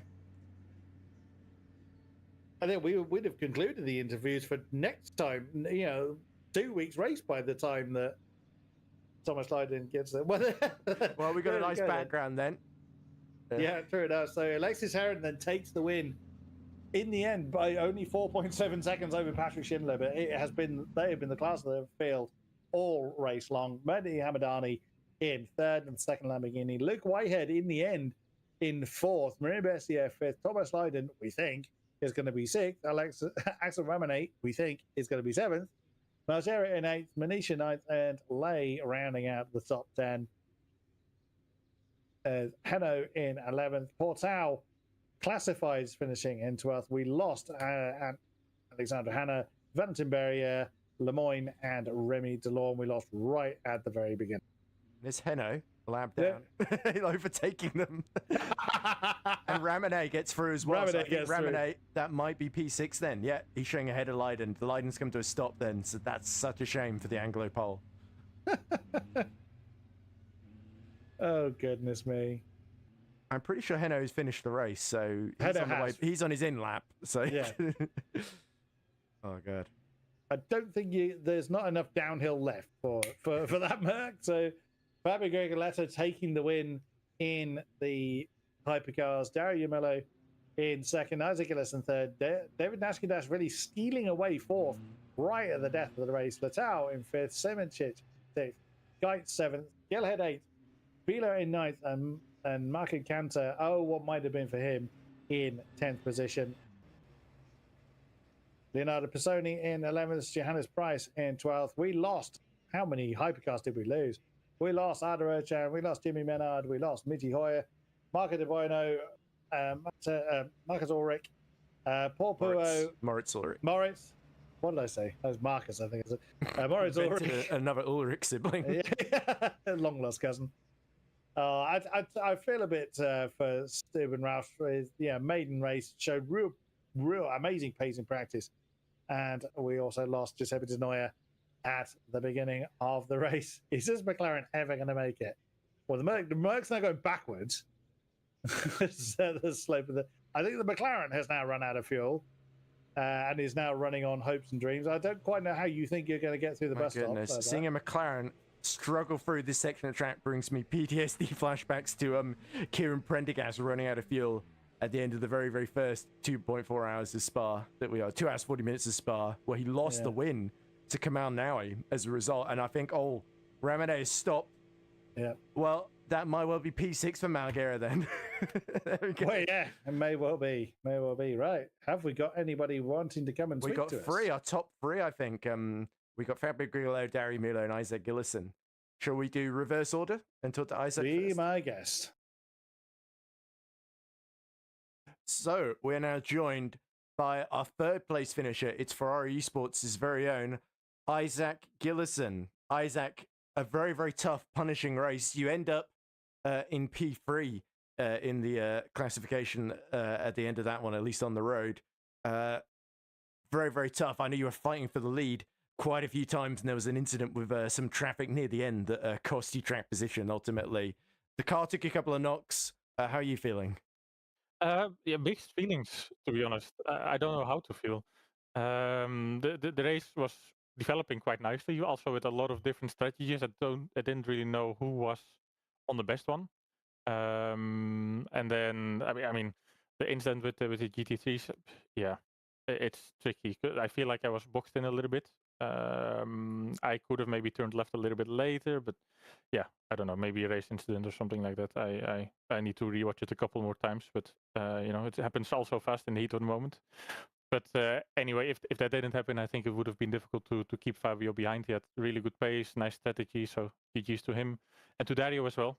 I didn't get too much prep time this week, so Dario helped me a lot with getting up to pace with a good setup and working together with the different conditions. But nice and challenging race, I think. A bit good that I didn't get 1 or 2 steps higher up on the podium, but you know, a podium is a podium. Indeed it is, and you know, there's always Stuart's investigations. You never know what might happen there. But Chris, any questions for our podium sitter Isaac? No. It was great to watch all the racing going on, Isaac. It was one of these races that just didn't conclude. We didn't know which way it was going to go until right at the very end. So you must be in very much need of a rest, and well earned it was. Great race, Isaac. Well done. Thank you very much. Thank you. Right, well, we let Isaac Gillison get a rest. That third place will do his championship a world of good, added to that win early in the season at Paul Ricard. Let's see if we can drag in his teammate, our second place finisher, Dario Mulo. So, Italy's very own Dario Mulo joins us now, fresh from the seat of his Ferrari 499P. Dario, that was quite spectacular. To watch. Talk us through from your point of view, because we thought right until those final few laps you might have had a chance, Fabio, for the win there. Yeah, I mean, if I have to start from a quali, maybe it's better that I actually skip the quali. Because I mean, the pace was, I knew the pace was very good, even on the medium. Yeah, amazing first lap. I remember going from, was it P12 to P5 on the first lap? Not P5. I was P8 right after the first meters because incident happened, but I don't know. I think it was still P8 in the end of the first lap. Yeah, the thing is that I knew the car was good. The strategy was still, I don't know, because we actually knew that it were about to rain in the end, so maybe 35 or something minutes left, but it didn't. And yeah, probably because it didn't, our strategy was not giga, because we ended up on having a super old tires in the very last stint. I literally ended the race with 12% in my rear left. I don't even know how I didn't get any puncture or big cliff. But yeah, happy for the recovery, not really happy for the quali, but yeah, let's see from the next race if we can do anything better. But yeah, GG to Fabio because he did giga race, giga strategy, so can't say nothing. Well, after all the misfortune you've had this season, Dario, this time I really hope you get to hold on to that P2, because it was very well earned and hard fought, and we loved watching you fight every step of the way. Chris, any questions for Dario? No, all you asked what I was going to ask as well. So, yeah, great effort there, Dario. It's always a pleasure to watch your races. It's been a bit of a tough season for you so far, so that podium must feel very, very sweet for you. Yeah, I mean, I wanted a win to be fair, but yeah, let's say there is still some races until the end. Surely I'm gonna keep pushing until the end. That's exactly what we want to hear. Well, congratulations on second place today, Dario, and we look forward to seeing you in action in Sebring in a couple of weeks' time. Yeah, thank you. Last but very much not least, we've got Tatum Esports as a race winner, our championship leader, our double reigning champion, Fabio Grigoletto, waiting to talk to us. So let's hear from the man, the myth, the legend himself. So we're now joined by Tatum Esports' very own Fabio Grigoletto. Fabio, congratulations on your second win of the season. That was incredibly hard for a lot of interesting flashpoints in that race, but you just about came out on top in the end. You must be feeling ecstatic with that. Yes, I am. Thank you guys for having me, and good evening. Good evening. So obviously you got onto near the front in qualifying. Yannis Price spun off in front of you, and there was an incident fairly early on with Marco Cantor, I think, where you went for the move, but just as you were coming up to the GT3 traffic. Could you talk us through that moment? Because it looked very, very tense from where we were sitting. Yeah, it was a bit of a tense moment. I tried to go around the outside, but there was a GT3, so I saw I had a gap because Marco was already behind me, and I take the inside. He I can't call it dive bomb because it's not a breaking point, but just stick the nose in, touch me, and I touched the GT3 as well. But he straight apologized to me in DM, so I really appreciate it. Yeah, and it's good to see Marco Cantor did keep going after that and got the final point in P10 as well. Rest of the race was quite action-packed. Obviously, everybody marginal and few near the end, hoping that it would rain, and it didn't. And it sounds like that was, in the end, what just about gave you the edge over the Ferraris. We just heard Dario talking about how they end up having to be on very cold tyres at the end, and that really hurt their pace. Yeah, I've been a bit of lucky there because I know my dry pace was really, really good. I didn't try much the rain because, I mean, light rain shouldn't wet the track as much to go to the wet tires. So I didn't practice the wet and I just stick to the dries one. Well, it certainly paid off on this occasion. Chris, any questions for our double reigning champion and our runaway championship leader now after that result? My That's brain not a question. It's not a question. My brain has just absolutely melted at the stage. Again, one brilliant stuff, Fabio. You're having a real brilliant season here. Last season was a little bit more up and down for you, but you've been constantly right up there at the top. Is there anything that's massively changed from your approach or your preparation from last season? I don't know. I mean, the situation of the BOP is the same as last season. I'm not the strongest car, but I think I just changed mentality, just knowing that I have to do my work, not looking at the others, and I try to do my best. Well, that sounds like a pretty sensible strategy, Fabio, and it certainly worked for you. You were quite often the fastest car on track at several points during that race. So congratulations on, I believe, is that your 8th or 9th career victory, I think? I forget. I haven't been keeping track at this point. I have got a sheet that says how many you've won so far. Let me just check. Fabio Grigoletto, before today, 8 wins. So that is your 9th win. Yes, I'm not imagining things. There we go. So that is incredible. And you're by far the most successful driver in terms of wins in the VMS Platinum split. So thank you very much for talking to us, Fabio. I'm sure you're going to be feeling very confident going into the second phase of this championship. So best of luck for Sebring in a few weeks' time on the 29th of March.